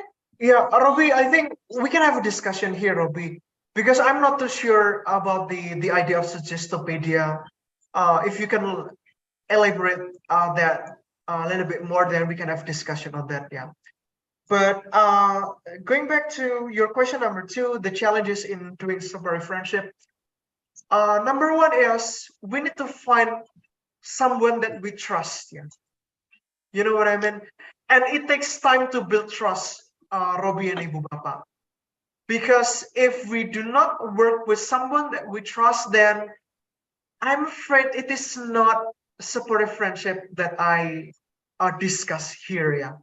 Like, for example, if of course, we can do the peer observation. Yeah. But for example, if I just know Ibu Listi just now, and then Bu Listi, next week you come to my class, visit me, and discuss what you observe. Yeah, Bu Listi. That works too because Bu Listi is a nice person. She is so supportive. But sometimes when we do not build the trust first, Robbie, when we have a discussion, when we have the interaction, I'm afraid that we are not too open with one another. So I think that's one of the challenges, yeah, that you might need to consider, yeah. And challenge number two is, I think, because of our culture, yeah, in Indonesia, and I think it is acknowledged by many literature there. Like, for example, in Thailand and Vietnam, that also have the same culture with us, in a way that sometimes we are not open. Sometimes it is quite difficult for us to say something in our heart. You know what I mean? Especially if we live in Java Island, we tend to, you know what I mean? We are not open to each other. All right. So in order to minimize that, Robi and Ibu Bapak, that's why one of the ideas that I offer is that in my supportive friendship, we focus on the positive sides here, Robi and Bulisti. We do not focus on Robi, your teaching is bad, your PowerPoint, there are many grammatical mistakes. No. We do not focus on the bad things about your teaching practices. You know what I mean? But focus on what I can learn from you, Robi, and then we discuss those positive sides, and yeah, we develop the discussions, and we learn the more ideas from that from those discussions. Okay. Does it answer your question, Robbie? Okay. How is it, Robbie? Yeah, I think that's clear enough, Mr. Calvin and Miss Listiana. So yeah, the first thing that I've learned from Mr. Calvin is so we must build the trust Yes. and in the positive sides so we can open each other. Thank Yes. you. And one more, Robbie and Ibu Bapak. When you have a discussion, don't position yourself as a more knowledgeable person. Like for example, when we have built the trust, Robbie, and then I'm going to observe you. I will not say that, Robbie. I will not position myself, even though, for example, I'm your lecturer, for example, but I'm not positioning myself as a more knowledgeable person. So we have like this kind of discussion. You know what I mean? You are my friend, Robbie. That's fine. The discussion is more as a friend. Even like at that time when I discussed with my professor, then my professor positioned himself as a friend, not like a professor in the United States. No. Like we position ourselves more as a friend. Okay. And Robbie, about the Suggestopedia, I'm not sure. I'm not sure exactly what Suggestopedia is. To be honest, if you can elaborate more, then probably we can have a discussion now, if you don't mind.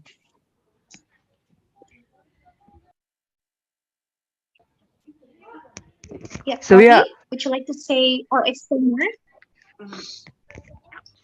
yeah. In principle of English learning teaching, there's called the Suggestopedia method. Okay.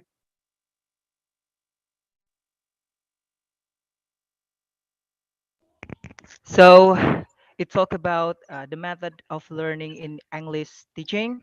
Okay. That so the Suggestopedia method uh, focus on removing student barriers, student psychological barrier. So when a teacher give something or material to the student or give some question to the student, so student will not what that's name takut Oh, scared to the teacher. So yeah, so this Suggestopedia meaning that teacher gives student a sense of comfortable or secure or something like that. So also it's that. related, yeah, it's related to what's that name, sportive friendship.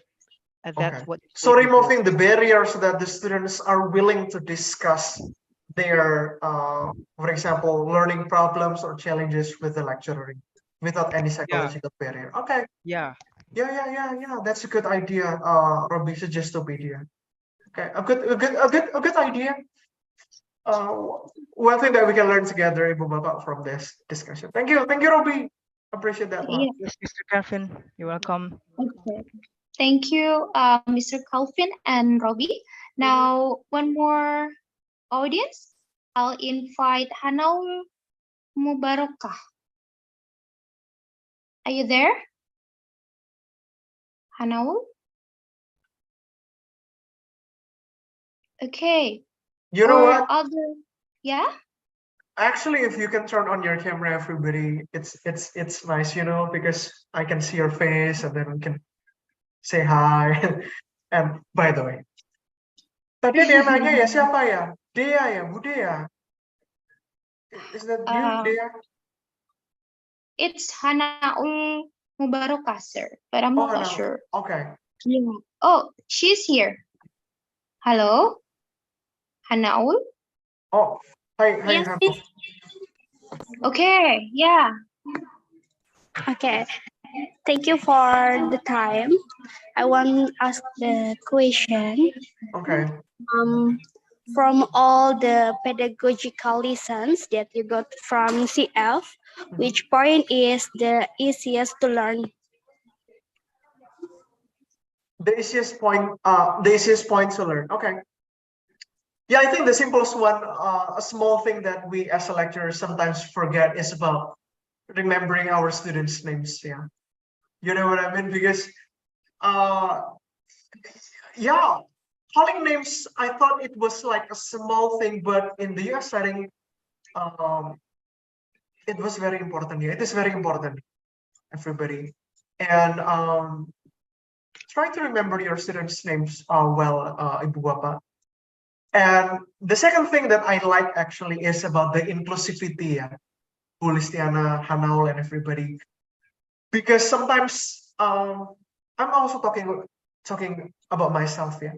Sometimes we bring stories, yeah. We bring stories about our holiday in our classroom. Hey, I went to Singapore, or I went to certain place. You know what I mean? We told that story to our students, yeah. But sometimes we forget that some of our students probably, jangankan mau liburan ya, kadang-kadang kadang-kadang mau untuk kehidupan sehari-harian aja mungkin they are struggling, you know what I mean? So that's kind of awareness I learned a lot from my professor, yeah. Like, very be careful about the stories you bring to your classroom, you know what I mean? Dan ada banyak cerita lainnya ya. Kalau misalnya kadang-kadang di UKSW ya, mahasiswa kami, our students are not all Christian, you know what I mean?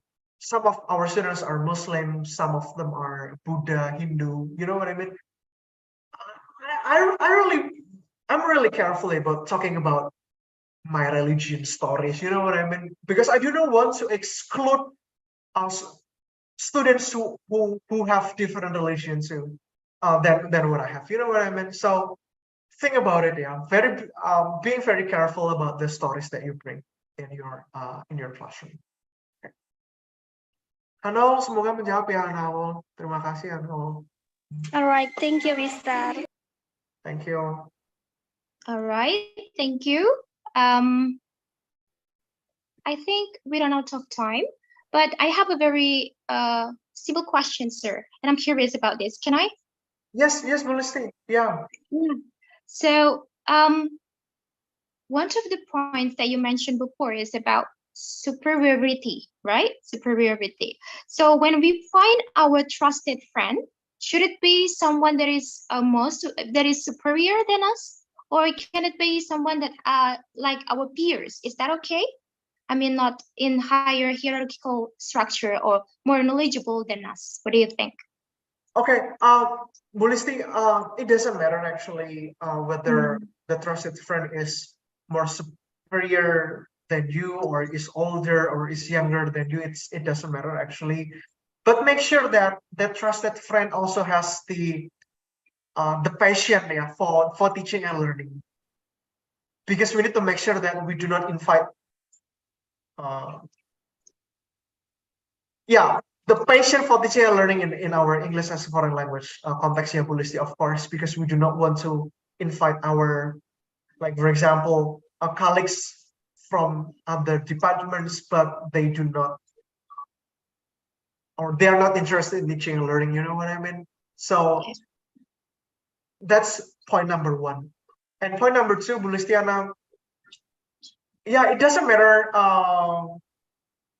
who your trusted friend will be, but the thing is, I think the most important thing is on the introductory dialogue, Polisti, when you need to discuss in detail about, hey, this is what I'm going to do in your classroom, for example. I'm going to observe you, but I'm just going to observe you this way, this focusing on these points, like, for example, okay? And again, do not position yourself as a more knowledgeable person. Do not relate any discussions to any theories ya. Yeah. Polisti itu kok ngajarnya nggak kayak project based learning sih? Kok nggak kayak apa? Kok nggak pakai TPEC sih? You know what I mean? So, kok nggak task engagement principle sih? No, you don't. You should not do. Okay. So, semoga menjawab ya, Polisti. Yeah, thank you very much. It answers my question. Thank you so much. All right. So, do you want to say your closing remark? Oh, closing remarks? Yeah. Okay. Ibu Bapak, terima kasih. Thank you very much for inviting me. I'm honored to be here, and thanks to Siva. Siva, are you here? Sifa was the one who contacted me. Oh, Sifa, hi Sifa, nice to meet you here. Yeah, thank you very much, everybody, and hopefully you find my supportive friendship idea useful, and yeah, try to apply that in your teaching and learning and in your other activities, yeah, related to teaching and learning, of course. And let me know if it works or not. And yeah, thank you so much, everybody, and I wish you all the best for your teaching, for your learning, and thank you very much. I wish you all the best. Yeah, thank you. Yeah. Thank you so much, Mr. Kalpin. So I'd like to summarize Mr. Kalpin's explanation before. So I think SF helps us to reflect our own teaching. So SF can be useful for us to see invisible things that we may not see in our teaching. And we must find our trusted friends. And the idea here is to improve our teaching. We need to discuss, we need to talk, we need to find the persons that can discuss about the same patients. So the key is to talk, to discuss, not to evaluate. All right. So thank you so much, and thank you for the gifts again. Yeah, and on behalf of the committee, we would like to say thank you so much for being one of our keynote speakers here. And oh, I would like to share briefly. So we have a course entitled TEL, and previously we found problems like obstacles because we have not many sources are available for that. But I think your books can be one of our sources or references later on. Thank you so much. Yeah, Right. Thank you. Yeah. Okay, so thank you very much. God bless you, sir. Okay. All right. So I guess the next session is the photo sessions. Previously, Mr. Calvin said that he wants to see us together, everyone. Okay, so can you turn on your camera? Maybe the committee can help us to take the full picture. Wait, let me check. Oh no, Robbie, wait. Hanifa, maybe? Hanifa or Aulia? Can you help us to take the picture of us?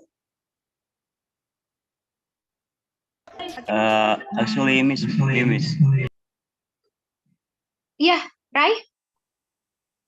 Okay. Are you going to help us? In count on 3, yeah.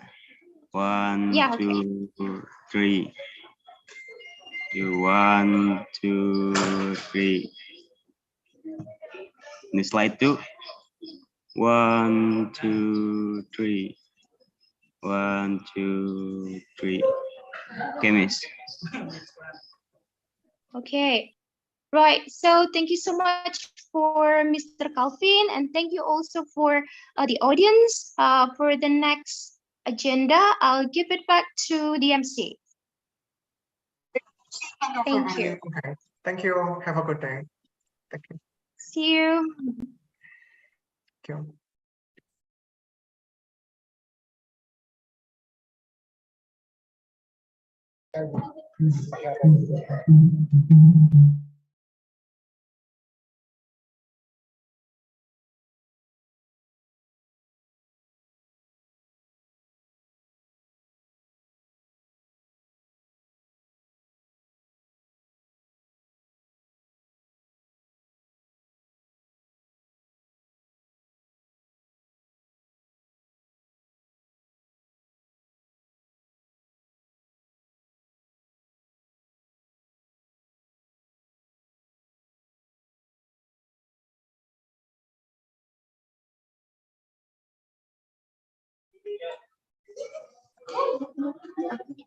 All right, thank you very much, Miss Listi and Mr. Calvin.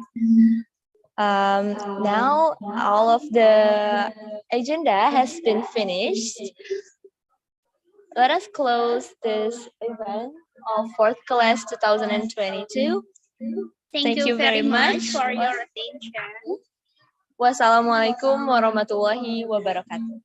See you for the 5 class. Thank you so much. Thanks, Edsa. Good luck, Edsa. Thank you very much, Miss. Thank you, Miss Listi. Ya, sama-sama. Terima kasih kembali. Liv ya. Yes, Miss. Terima kasih. Terima kasih Miss Listi.